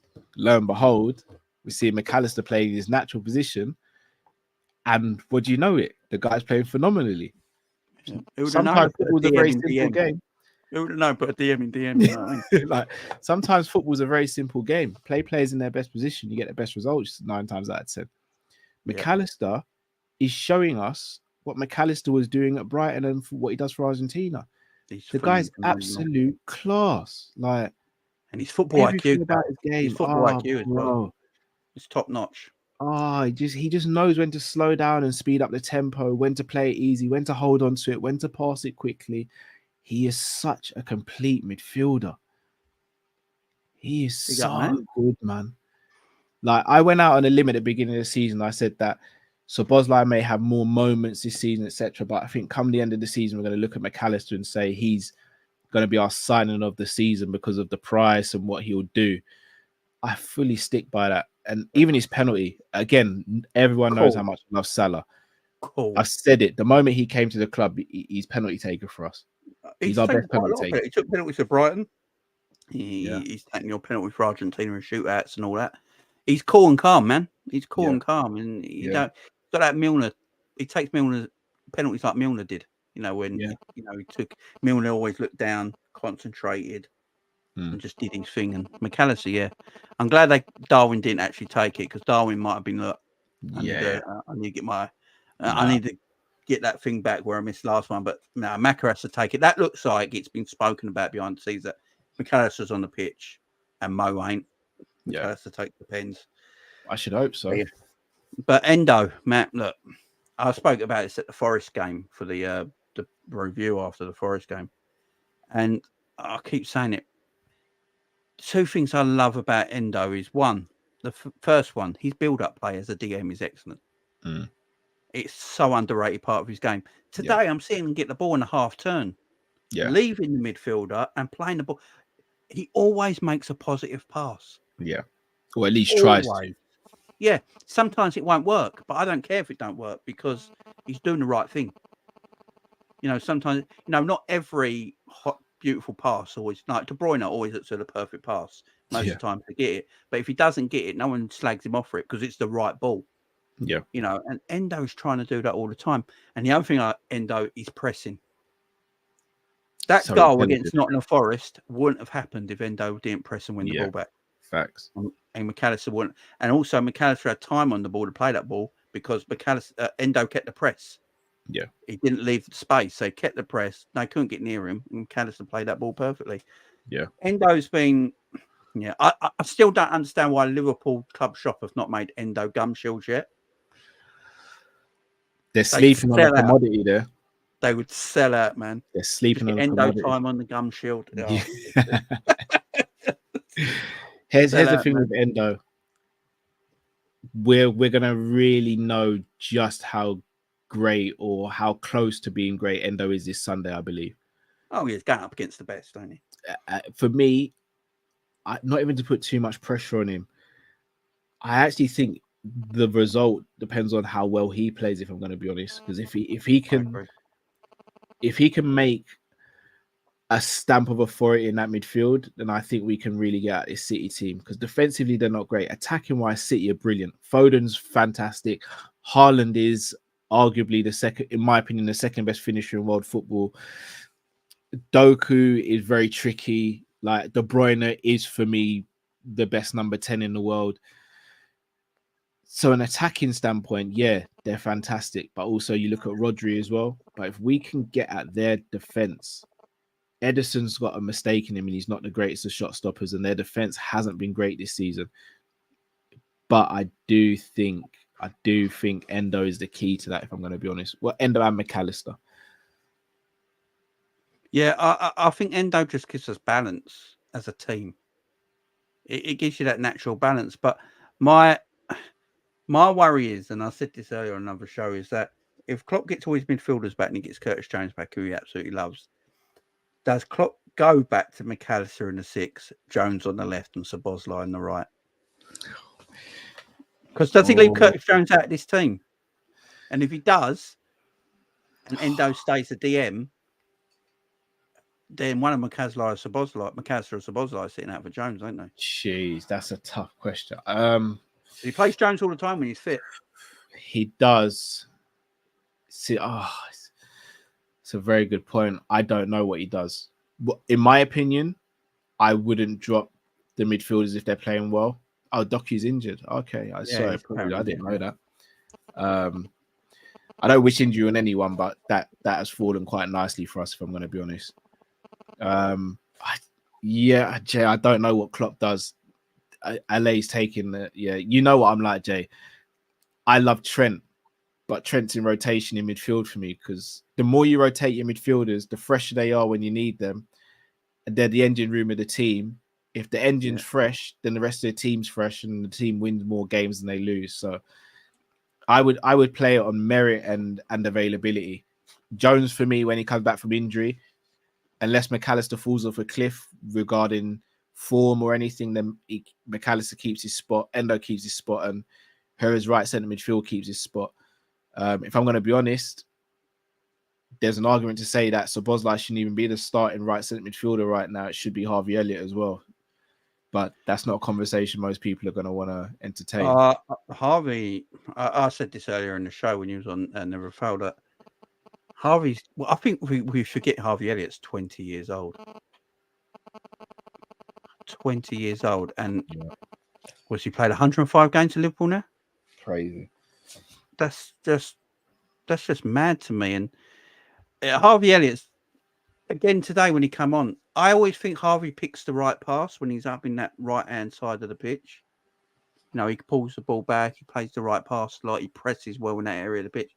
Harvey Elliott's got a bright future for me, but yeah, I'm with you on the Harvey Elliott stuff as well. But yeah, the Endo, I think Endo and Mac Allister are certified themselves now as the two main people in that midfield. Yeah, I agree. And then it's up to everyone else to fight out for that third spot, I think. Because no matter how good Szoboszlai's been, you know, Curtis Jones, has he really put a foot wrong this season? Yeah, he hasn't. That's the thing there. But Sunday, I can't wait for it, man. It's going to be huge. But yeah, look, we won this game 5-1 today. The thing is, I don't even think we played that well. Yeah, first half we seemed a little bit sloppy in phases. Yeah. We gave away a lot of chances today. Really unreal. Like, we haven't been playing like that a while. About Kelleher, bro. Kelleher's different, man. He's not even second choice no more. He's 1B. You know what I mean? Jay, I'm gonna throw a question back to you. Go on. When Alisson's back, does Kelleher keep his spot, or do you give it? This is what I've been saying as well. This is hard, man, because Alisson's back after the international break, because we all thought it might be April when we see him. Yeah. You know, quite into April, because there's rumours that he'll be back for the running, whatever the running isn't meant to mean. Is it the last week of the season? What is the running? But apparently he was back for the running. So if that was the case, and Kelleher was performing like that till like the end, like mid-April, end of April time, I'd keep Kelleher in for the rest of the season. Because no matter if Alisson's world class and the best in the world, you bring him back cold, and you never know. And Ali has had a few moments this season as well, and but because it's after the international break, I think Alisson comes straight back in, which is hard on Kelleher, but Ali is the best in the world. That's the issue. It'd be like someone if you had a great number 10 false 9 for Barcelona that was playing out their skin while Messi's away. As soon as Messi's fit, he'll sort of come back in, wouldn't he? Messi's probably the biggest outlier. But with Queven Kelleher, I said this earlier on the show before you came in, that he's the perfect Alisson replacement when Alisson does eventually leave Liverpool. The problem is Alisson's probably not going anywhere for the next 3 or 4 years. Does Kelleher wait around for 3 or 4 years? This is the problem. So if we do let Kelleher go, we have to have a buyback clause on him. He's the perfect replacement for me. This may come back to bite me, and I hope it doesn't. Kelleher being available or Kelleher starting the City game may actually play into our hands more than if Ali was playing. Because of his footwork. If I'm not mistaken, there's been a few games we played City where Ali's been pressured by their front line and he's given away mistakes. Yeah. Kelleher doesn't seem to get caught out like that in the same way Alisson does. And if we can break the first line of their press and get onto their midfield and defense, I genuinely believe we could tear these lot to shreds. As they could with us, by the way. Yeah. We get the first bit right, we could do a madness to City on Sunday. Yeah. I mean, I just don't know what I'm doing with Alisson and Kelleher. Alisson's my favorite Liverpool player, but I find it really harsh to drop a player when they're in great form.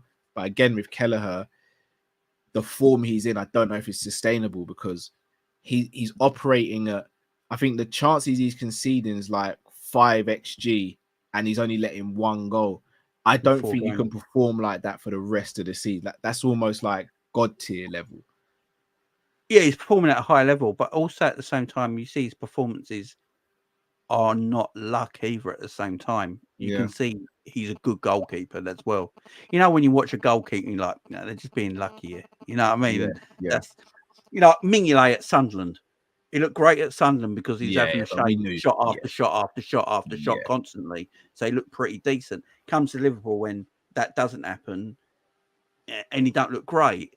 But with Kelleher, you know, he looks like he's got good concentration levels. He's one-on-one. He's very Alisson-like, but he's learning under the best. So you just go copy him. Why wouldn't you? Yeah. You know, he's saving at the moment. His movement with his feet is very Alisson-like. The way he shifts right to left very quickly. He's commanding his box, and as you say, with his feet, you know, he gets the ball and he doesn't look like he's nervous when he's got the ball like Ali does sometimes. Yeah. You know, he's like, yeah, I'm pretty confident here and I'll just go play a ball here and there.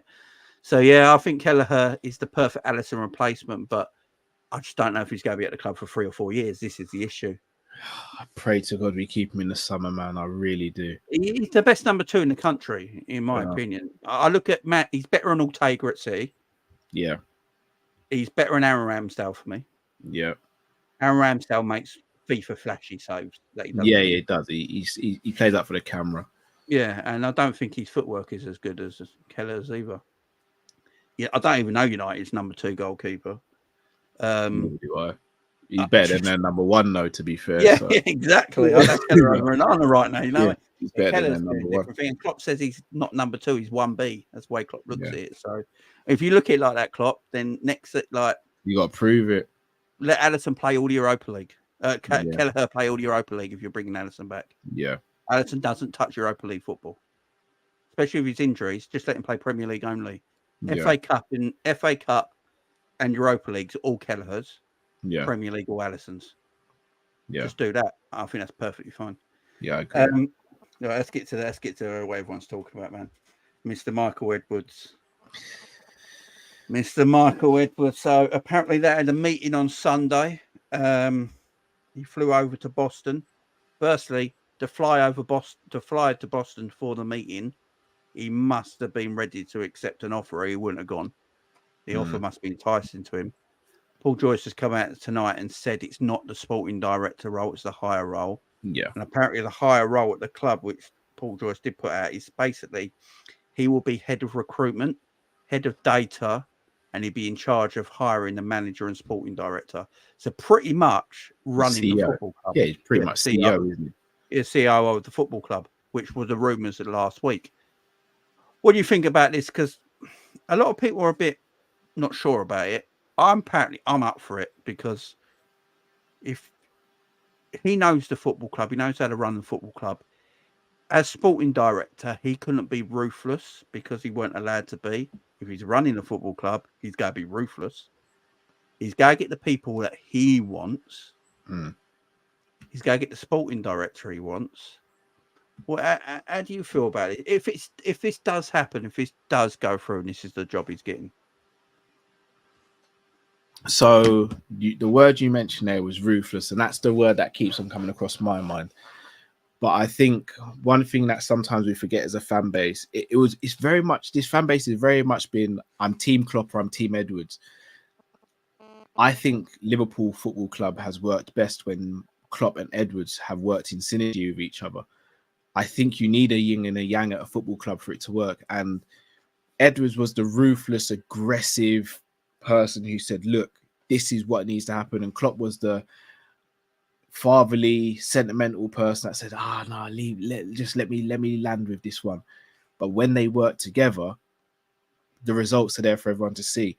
When they started working apart, the results were also there to see because we started to fall apart a little bit. If Edwards is going to take on this role, then two things have to happen. I think we need to get a manager who's going to be quite similar to Klopp in terms of their methodology and their thinking. But the fan base also needs to get on board the possibility that Edwards might not want Alonso as well. And if he doesn't want Alonso and chooses someone else, he's got to then prove himself beyond a shadow of a doubt that he's right for this, or else the club are going to, the fans are going to call for his head. It's a tricky one because if Edwards has still got to listen to his manager. At the time when he was at Liverpool before, it was him and Klopp sort of at a similar level, and then Klopp took over and became the main talker in the transfer room, it seemed. He needs to have that synergy with a manager, because if a manager comes in and is Klopp-like and Edwards is just like, well, no, it's my way or the highway, then we're not going to have managers for long, and they're going to turn over pretty quickly. It seems as though he wants Richard Hughes as well. I can't sit here and say I know about Richard Hughes' track record or anything like that. I'd have preferred someone else who has a proven track record. But if he knows his stuff, Michael Edwards knows his stuff. If there's one thing we know, Michael Edwards knows how to do data. He knows that like the back of his hand. And he's the best at it. Yeah, and there's no coincidence. Everyone copied us. Yeah, there's no coincidence that Man United chased him, Chelsea chased him, and a plethora of other clubs all wanted him. But he wants Liverpool. So what is crazy and a bit sad is the fact that he's coming back the moment Klopp leaves. Because that to me suggests there was definitely conspiracy theories. The conspiracy theories are going to fly cow. We know. Yeah, I mean, I don't know if it's conspiracy now, bro. Because I mean, they got on the phone. It's like I said this earlier. It's like Mike Gordon was on the phone. He was in the office when Jurgen said he's leaving in November, and it's like he got in the phone and got to the corner of the room and just told them. Just told them. It is mad that as soon as Jurgen said he's leaving, we went straight to Edwards twice. Yeah. First time sporting director, and now basically giving the key of the city. Yeah. That's a mad one to me, and it does. Yeah. It must say there was something between. Yeah. I don't think Michael Edwards buys Cody Gakpo. I don't think Michael Edwards buys Gravenberch. He doesn't. You know, and I think they were very much Pep Linda's projects in a way. That could be why Pep's leaving as well. Yeah, I think what's happened is that FSG and Klopp, I think there might have been a falling out, because I think Jurgen wanted to run the club a certain way and the owners wanted to run the club a certain way and they would never go agree. And I think what the club want to do now is when Jurgen leaves, they don't want anything like a Diet Coke version of Jurgen Klopp, because you can't buy another Jurgen Klopp. So they go change the way we do things, and they go back to what they know. And that's Michael Edwards with the data research. And most of the people that worked under Michael Edwards are still at the club. Spearman and Hunter and all that, they're still there. Yeah. You know, and then you let Michael Edwards then employ his guys, you know, and get his guys in, because as we said, there's no one who does the data stuff better than Michael Edwards. So he's going to know who to employ. It makes sense in that point of view. It does, And with the Richard Hughes stuff, like you say, with Hughes, a sporting director at Bournemouth, there might have been players he wanted at Bournemouth that he could never get because it's Bournemouth. He might at Liverpool, he might have a different. And like with Michael, who knew anything about Michael Edwards when he became sporting director? Yeah. And look how well he did. So it could be. Look, we could be looking at this cow.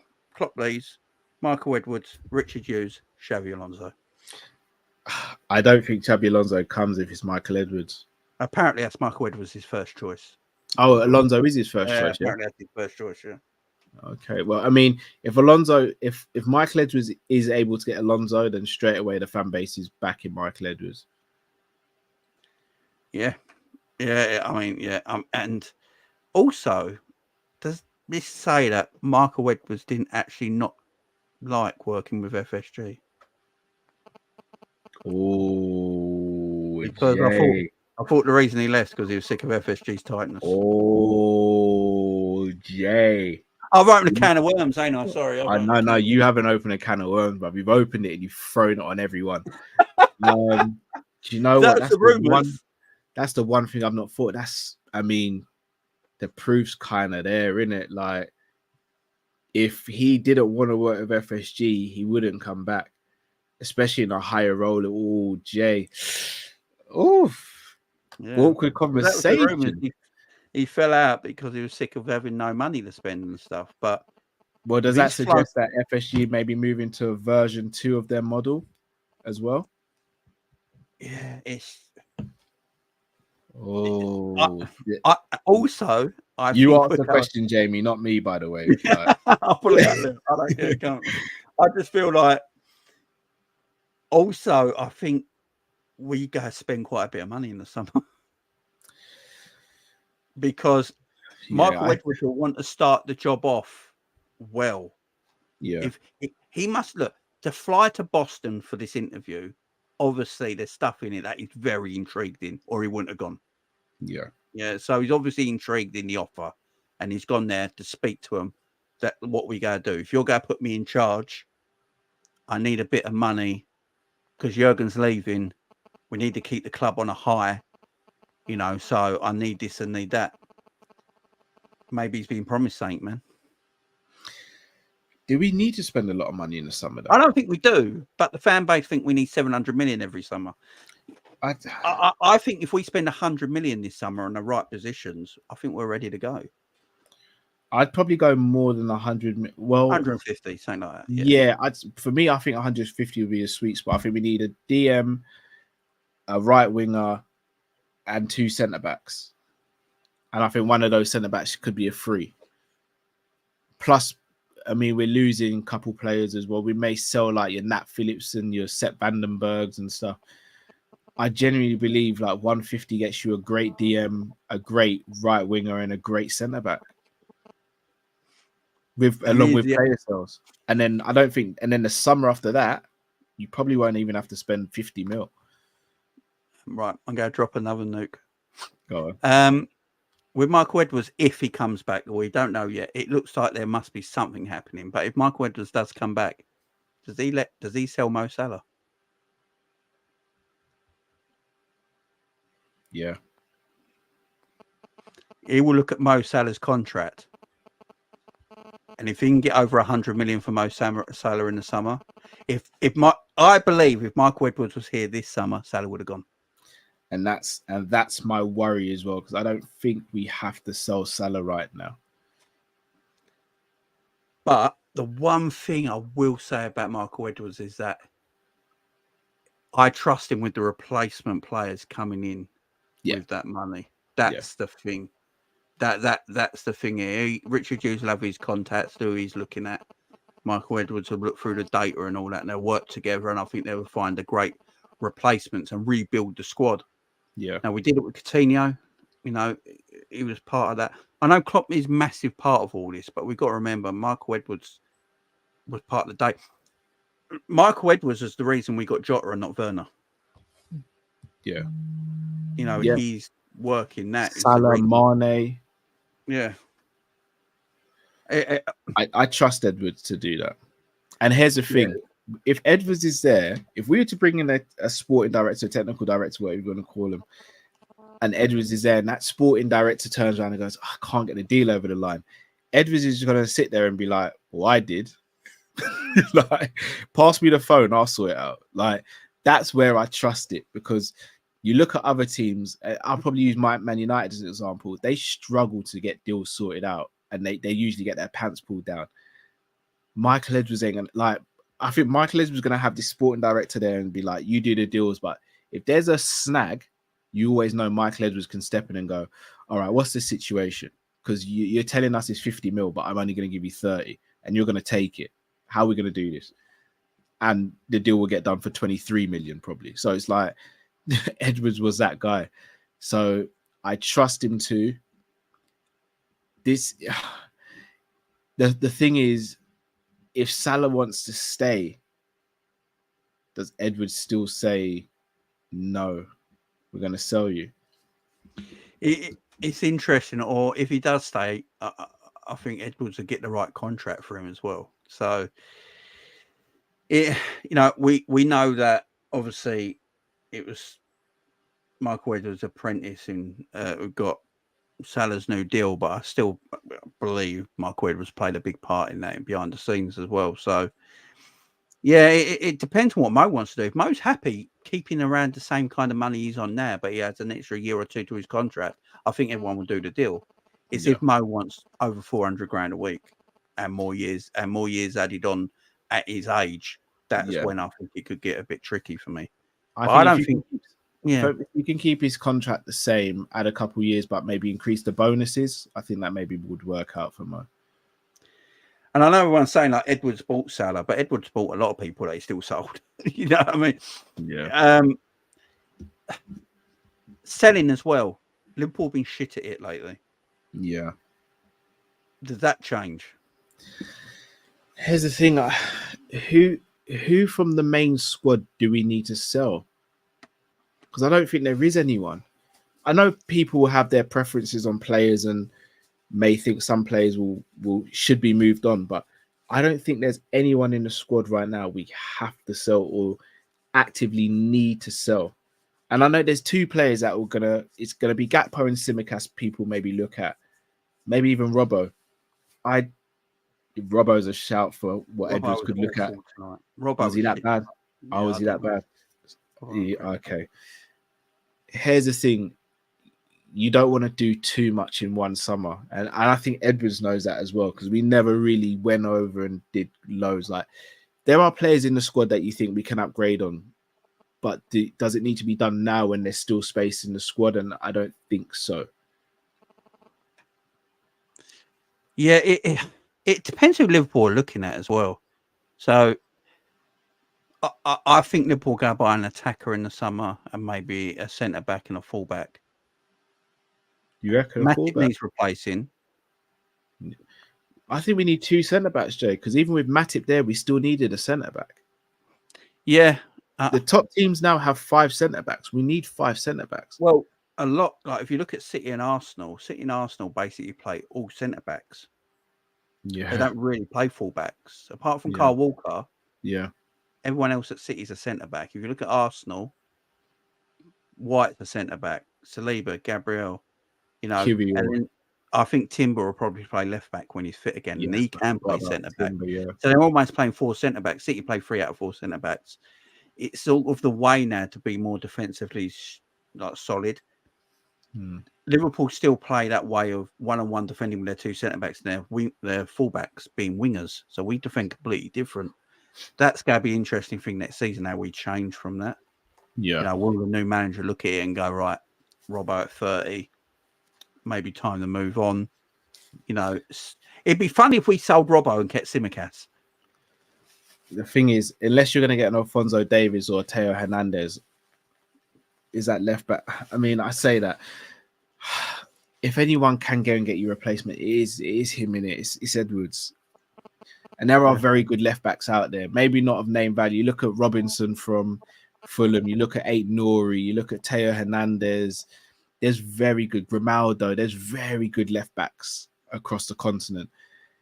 It's just that, is that a position we have to rock the boat on right now? Because Joe Gomez can still play left back if needed be. I think for me, this summer should be, we consolidate the squad, fill out the rest of the positions in the squad, and then next season or next summer, we start looking at improving on certain players. Yeah, I'm with you. I think someone like Robbo's got another year in him at Liverpool yet. Yeah.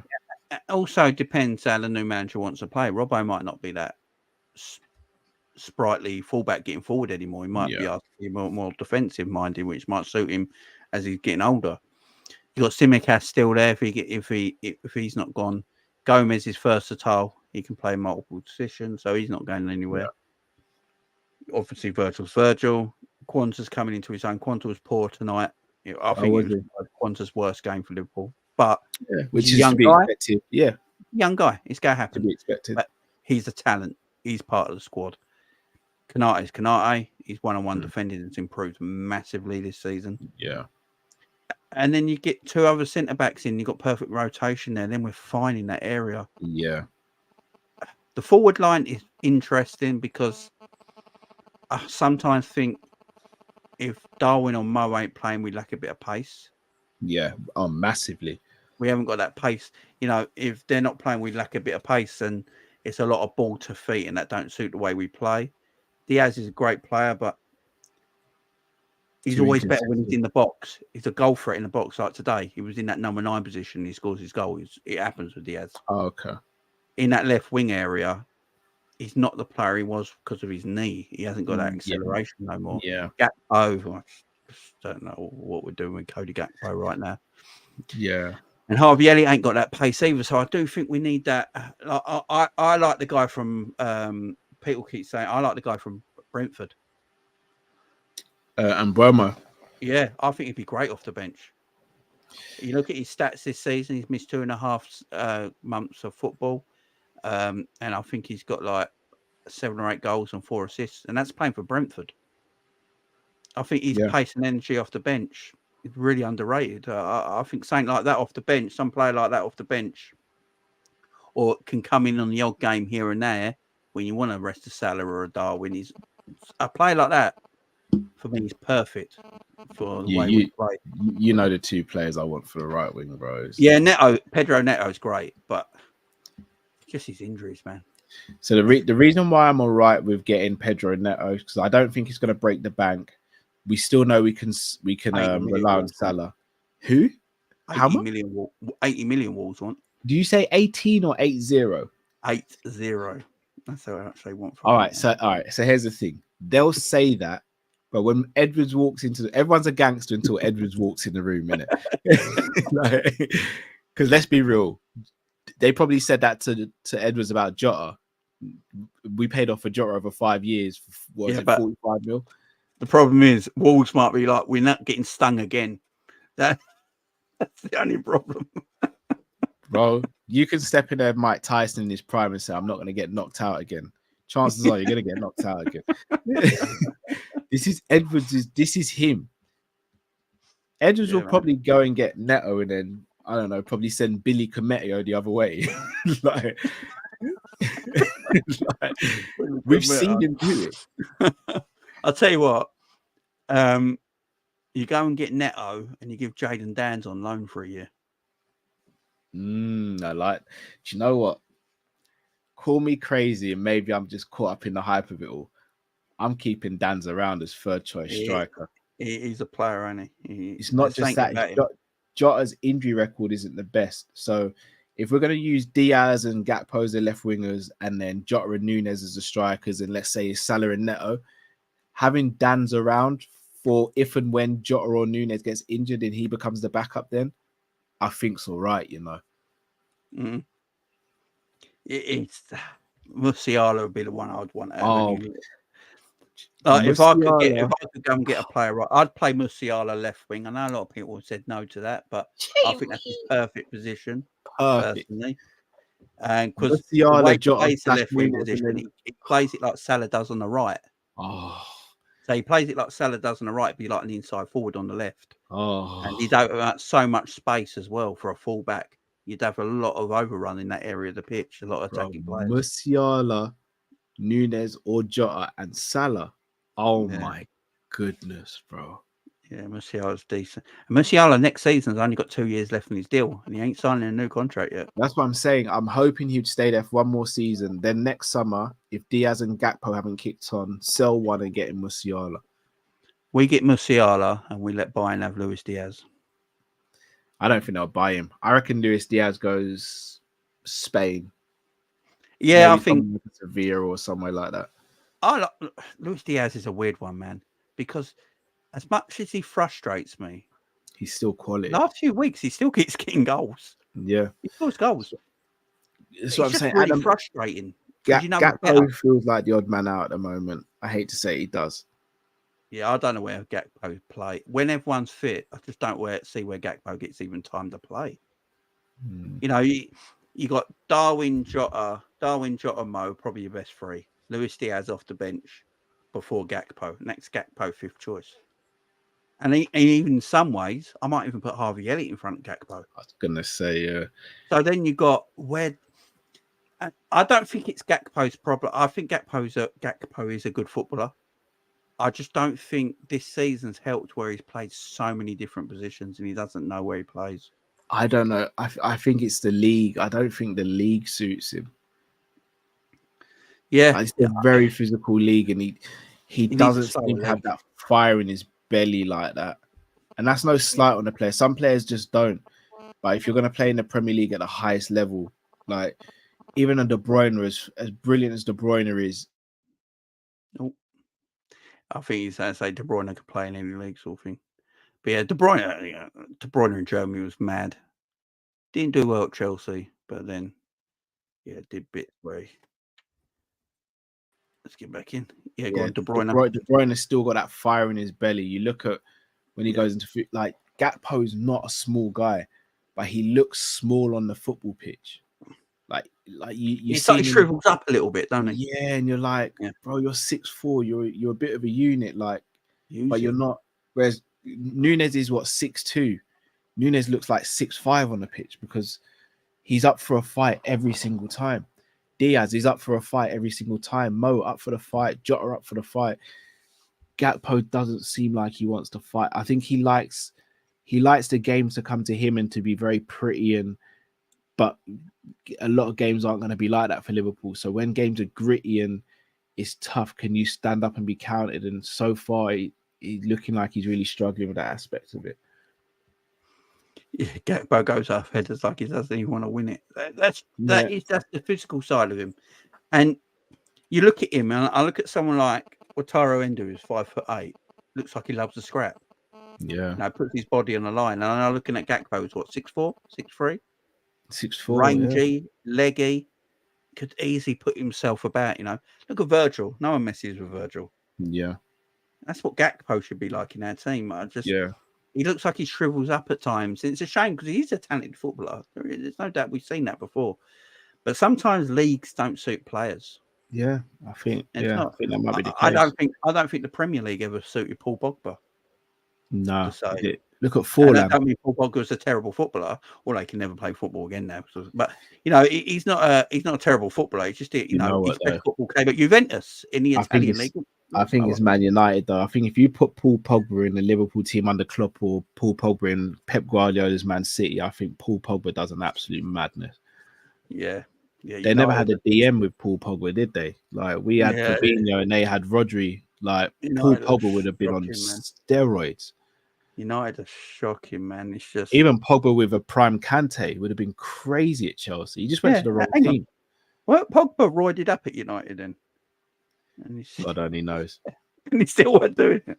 It just tells you how bad United are. The infrastructure at United is broken, isn't it? It's just it's not going to get any better. This Ineos stuff ain't going to work. I'm telling people right now. They want Southgate as their new manager. I hope that happens. Let it happen, please. Let it happen, man. I don't think they're pragmatic now. Oh, and then their new owner goes live on TV and tells the public they need to buy the new stadium for them. Yeah, it's crazy. Can you imagine Darwin Nunez doing that? Yeah. That's just madness. They'd try and take away his passport, wouldn't they? Trent. No, right. You're in safe spaces. You ain't got to worry. So, Trent, I put a tweet out earlier, and I said this earlier in the show as well. I get what Trent said, and I understand from Trent's point of view, being a Scouser and Liverpool boy. I just didn't think it was the right time to say it personally. I genuinely don't have a problem with it. It's like Haaland said what he said as well. I don't have a problem with anything. Haaland thing was hilarious, man. It's like he was drugged up. He was sitting there like that. Yeah, like I think both of them were just like saying how they felt. I just think this is Sky Sports doing the usual Sky Sports thing. Oh, they gotta do it. My only thing is that Trent. I wish Trent said it if he was playing. They shouldn't have interviewed him in the first place, but he's vice captain, isn't he? So, but I don't know when they interviewed him for the magazine. It could have been months ago. If it was months, I doubt it would have been, because if it was months ago, they don't know how the season would have panned out. I reckon it was pretty recent. Yeah, that's the thing. But I get it from what Trent's point of view of being a Scouser, being a Liverpool boy, being a Red all his life. To him, it's going to mean more than anything City do, because of the financial differences and stuff like that, and the club that Liverpool are. So from Trent's point of view, but this is something Sky Sports News don't do. They don't see it from that. Yeah. They just see it that Trent's winding up the City fans again. Let's get Haaland's opinion of it. And he sits there going, I want a treble and I'm really happy. And I'm like, are you Haaland? Because you don't look happy at all, mate. I think Sky Sports are doing... it's weird because you look at Sky Sports and their pundits, and you look at people like TalkSport and their pundits, and they ridicule people like us who are content creators. But they do exactly what we do. The only difference, they've got a bigger platform. Yeah. But they do in fact, they do worse than what we do. Because for me, the Trent and Haaland quote shouldn't even have been headlines. But look where we are now. They want a fire stoked. And it's just, there's no need for it. This game, for me, in recent years, is the new El Clasico. Yeah, it sells itself. Quality. It's City Liverpool. The last few years, these have been the best matchups in Europe, in my opinion. And they don't need to do any of this. But now it's like they're purposely looking for headlines to stoke it. And you don't need, and they couldn't have gone to Haaland quick enough, could they? Yeah, exactly. He looked like he didn't even want to be there, did he? No, he didn't. He's like, why am I doing this interview? Yeah, it's like I said it earlier. It's like England, come here a minute, and I gave him a couple of pills before he went live. Yeah. You know, like it didn't need to be like, it sells itself. The two best teams, the two teams in the top two teams in the league, both fighting for the Premier League, 1 point separating them. They drew the first game. We've had title races between City and Liverpool. It sells itself. Like, they didn't need to do the extra, but they've done it now, and we'll see what comes of it. I think it's going to be a fiery game because of stuff like that, and I don't necessarily think it needs to be. It didn't need it. Yeah, it didn't need it. But Trent's really wound up everyone City related, though, and Liverpool fans are not wound up. No, I don't understand why City fans are really wound up, and now City are not travelling to Liverpool the night before now, are they? Well, makes sense. They stay in Manchester apparently and travel in the morning of the game. But here's the thing: the night before. What I'm finding, and this is not just based on the last stream I did, but I find as though City fans almost they demand respect. They want respect, and I feel a lot of fans don't give them that respect because of how they've got their success. And because they don't get that respect, then they almost double down when it's like, you're never going to get the full amount of respect. In the same way Chelsea don't get the full amount of respect as a Man United or an Arsenal or Liverpool for winning trophies because of how it's come. Like, let's be real, Haaland's gone to Man City because of what Man City can offer him. And that is unlimited wealth potentially, whereas Haaland's not getting that from anywhere else. The deal he's on, if I'm not mistaken, is like projected like $1 million a week with bonuses. Now, granted, he's scoring every bloody week, so he's triggering those bonuses. But where else would he get that in England? Nowhere else. So let's make no bones about it. Like, Haaland maybe would have dreamt about playing for Man City, but half that Man City team 10 years ago wouldn't even have thought about playing for Man City, whereas those players would have known about Liverpool, they would have known about Arsenal, they would have known about Man United. So it's difficult for rival fans. In fact, I won't speak for rival fans. I'll speak for myself. It's difficult for me to sit there and go, Man City are this amazing club when you see what's happening. I can sit there and appreciate their football and say they've got some of the best players to ever have played in the Premier League. I still can't shake that. I just can't do it. And maybe it's me being arrogant. Maybe it's me being wrong. I may be the one in the wrong, but I can't look at what we've achieved. I can't look at what Arsenal have achieved over the years and what Man United have achieved, and then look at what City have achieved and put them on the same level, because it's one team, one squad's on steroids and the others aren't. Yeah, look, City got £100 million player in Jack Grealish that they don't really need, in a way, and could get rid of him tomorrow and be all right. Liverpool, if they bought £100 million player, he'd have to work. See, but that stuff doesn't bother me, Jay, because if we spend 100 mil on a player and it didn't work and we sold them the next season for 30 mil, we've made our money correctly, innit? We've done things correctly. Yeah, you moved on. Yeah, exactly. Like, and so it's like that wouldn't bother me. It's more the case of you can't demand respect. You have to earn respect, in my opinion. No, I agree, man. I think that's what the issue is with Man City fans. And it's not aimed at all Man City fans. There are Man City fans. I like LB and Nobbins are great. I like LB and Nobbins. Yeah, like the Man City fans who have been there through thick and thin and all that, and since the beginning, I get it. But the new school Man City fan who turns around and says, "Yeah, respect us," and I just can't do it, man.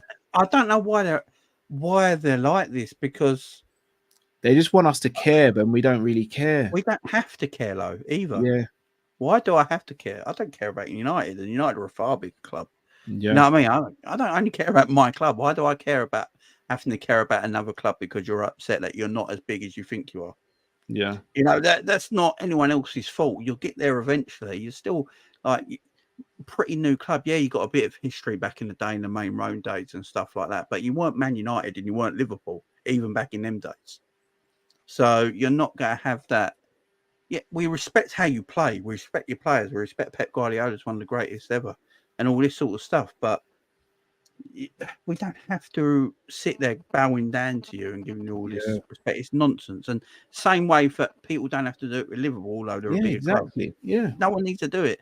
I just find it madness to me that, you know, City are a great club and they go on to be a massive club in the future. But no, you don't need all that silliness at the moment. Yeah, exactly. Big up Dexter. It says, please guys, don't be reactionary. Gakpo is perfect for Alonso or Almiron.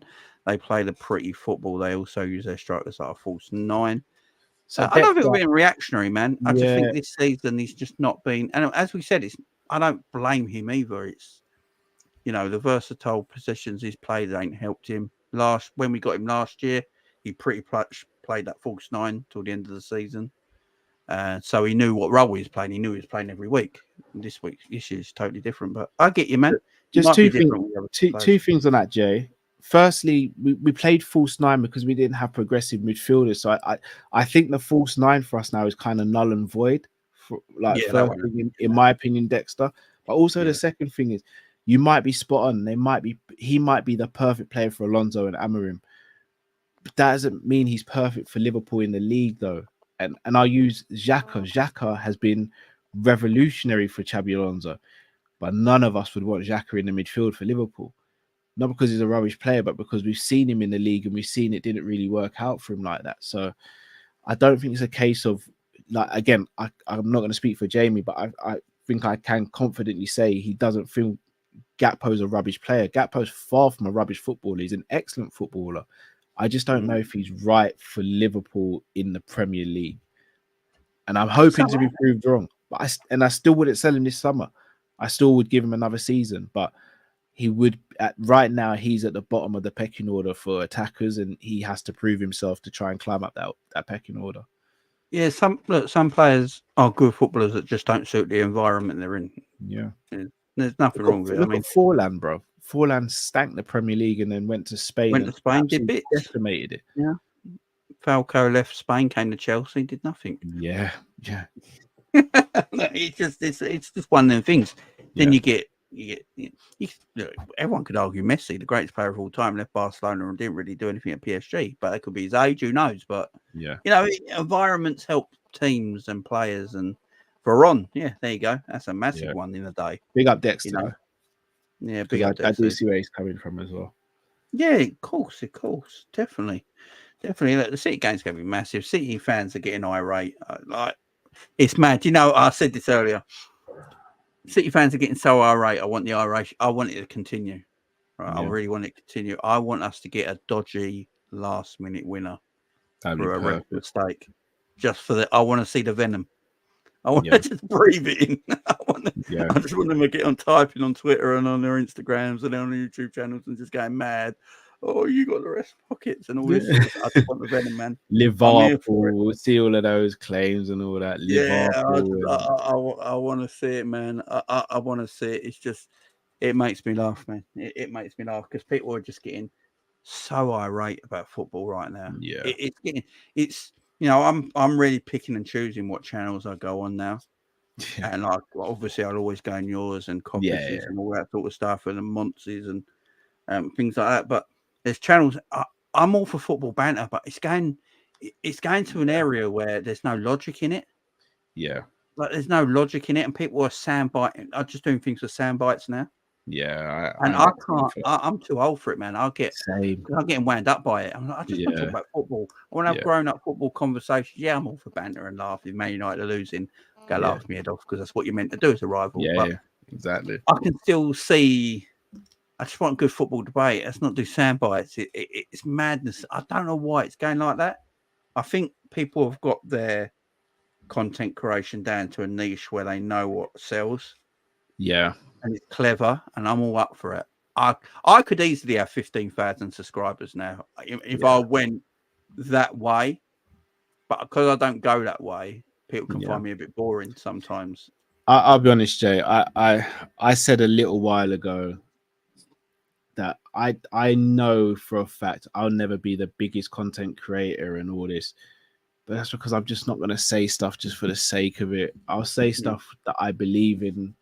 I'll say stuff that I think might be true, but I can't just do the whole, I'm just going to just say stuff just for clicks. And it's just not me. And I think if you play a character long enough, one day that character becomes exposed. Like, I'm just being me.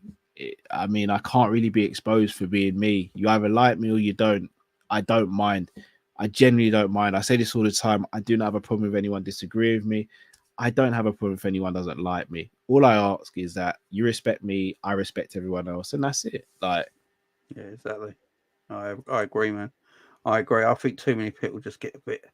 Yeah, it's so easy to go down that rabbit hole and be something you're not. Yeah, just to it's not for me, man. But then I think eventually people will see you as fake, and that's yeah. So I'm not an FSG out guy, and people Yeah. say like, I'm not an FSG out guy, but I'm also not an FSG in guy. Yeah. I'm just a Liverpool fan, right? And No, I'm FSG out apart from that one time I slipped with the Caicedo video, but that was obviously that was AI cow in it. But like, apparently you've got to sit on a fence, and then if you sit on that fence, you've got to go heavy on it. And I just don't. It's like I tweeted something earlier today that I said Liverpool not spending money is a bit of a myth, in my opinion, because if you go through all the great players we've had in the last few years, they cost money. You know, did we sell players to buy them players? Yeah, but we still spent the money. That's the thing. You know, a lot of players, a lot of teams sell players for profit, and then they don't act upon that. Yeah. Now, at least we do. We get rid of players and we buy good players in. Would I rather sometimes we bought good players, kept them good players, and bought extras to go alongside it? Of course I would. We all would, but I'll call them out for that. I've always been like that. I sit bang in the middle. If FSG do say right, like what they're trying to do now with this Klopp situation, it looks to me they're trying to do the right thing for the football club. Yeah. By hiring the right people.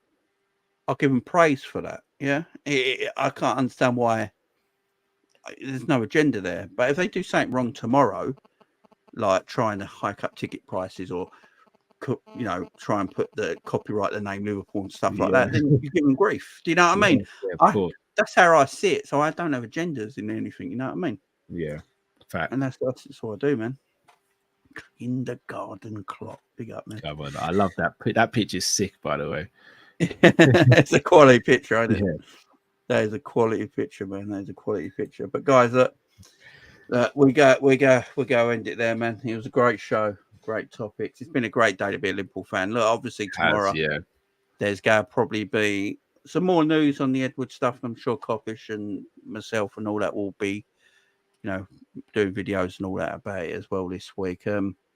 Cal, what you got? Have you got calling show tomorrow? Is it one of them in the month? No, preview. I don't know if I'm going to be on tomorrow. Matt and Drift, I think, will definitely be on. I'm 50-50 at the moment, depending on work and other things I've got going on in the evening. Saturday we're going to do a watch along. No, sorry, Sunday for the game we'll do a watch along. We got UFC on Saturday. Are you doing anything on your channel between now and the game? So I will probably be doing a preview tomorrow. Saturday is going to be my version of Mother's Day because of the game Sunday. Yeah, that's what I'm doing. That's every Liverpool fan. Yeah, so, Mum, if you're a Liverpool, if you've got a Liverpool supporter, it's going to be Saturday. Yeah. I had that conversation. Mother's Day Saturday for me. Yeah, and the kids with Lauren and all that, and my mum. And then Sunday's the game. So I'll be doing the preview Friday. And then I'll go live after the game Sunday night, probably. Yeah. And then, and then obviously we're on your show for the UFC. It's 299. That's gonna be, it's gonna be epic. We're going at 1, ain't we? Yeah, we are. Yeah, we're going at 1 because it's an awesome undercard. And obviously tomorrow night, guys, I'm gonna definitely sit down and watch. I'm annoyed I can't do a watch long for it, but I'm still going in Ghana. Let's go. Did you see their weigh-in today? I've not seen the weigh-in. I've seen a picture of them standing next to each other. It just looks like that. It looks like the ultimate heavyweight fight. Yeah. I know you can't always go and picture an image and all that because it don't.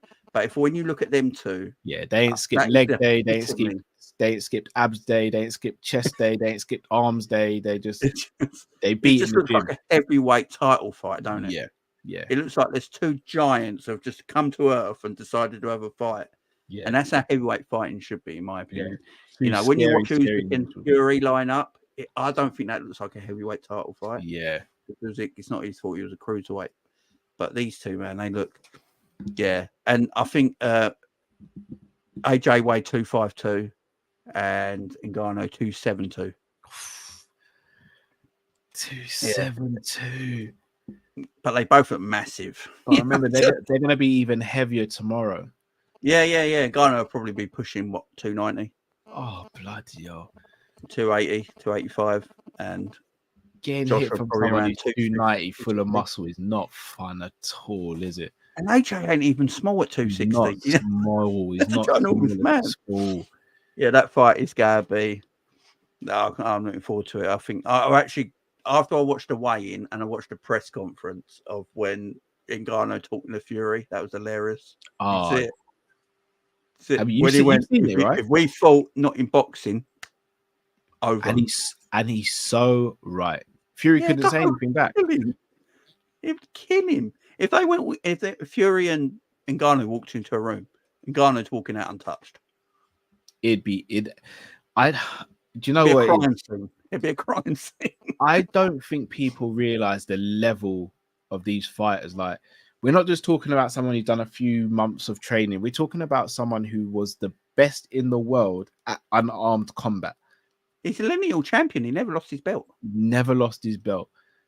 It would be unspeakable what he would do to Tyson Fury. Yeah. It'd be unspeakable. I just love how the Furies are all sitting there. Even John Fury didn't say didn't say a word. And Fury can't even sit there and go, I've got a puncher's chance. We've seen you guys box. Yeah. We've seen you elbow Ngannou and he just ate it. Ngannou would kick the crap out of him, take him down, ground and pound, hammer fist, not finish, get up, let him get up, and we'll just chase him down. It would be horrible. It'd be scary to watch. It'd be horrible, man. And that's with all the boxers, man. Yeah, that's all the boxers. Apparently, Daniel Garcia. Is it Daniel Garcia? Ryan Garcia. So Ryan Garcia has just said there's going to be an earthquake on the 6th of June. Apparently, he's gone mad. I don't know what's going on with him. I think some of the stuff he said is probably true, but I don't know. At the same time, I think he kind of needs to step away. I feel that fight might get cancelled, you know. Well, did you say? I think True Geordie did a video on it yesterday, didn't he? Oh, is it? And he have you seen the voice change in him as well from a few months ago to now? He said that something's not quite right with him. Yeah, I hope he gets the help he needs, man. He just needs help. Yeah, I hope he gets it and stay away from people like Andrew Tate and that. They're not going to help you. Yeah, it's not helping. But this weekend's going to be massive. So we got tomorrow night heavyweight boxing, UFC on Saturday. Yeah, football, Liverpool on Sunday. What a weekend, guys! Doesn't get any better. On Sunday, we're going to be like, in the game. I've already said I'm just going to be a mess. It's going mad. It's going to be mad. If we win Sunday, the adrenaline through our bodies will be mad. Monday, when we'll have a dump, we'll be like that. Yeah, we'll have a dump. Literally. And then we've got Jake Paul and Tyson as well. That one's a really hard. I feel because Jake Paul doesn't take a fight unless he knows he can win. Yeah, I think Tyson's going to take so much money to take a fall. I just want Tyson accidentally hits him, it's over.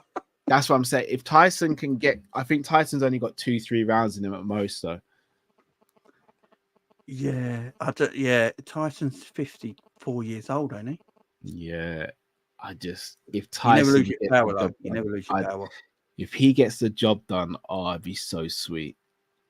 Tyson could.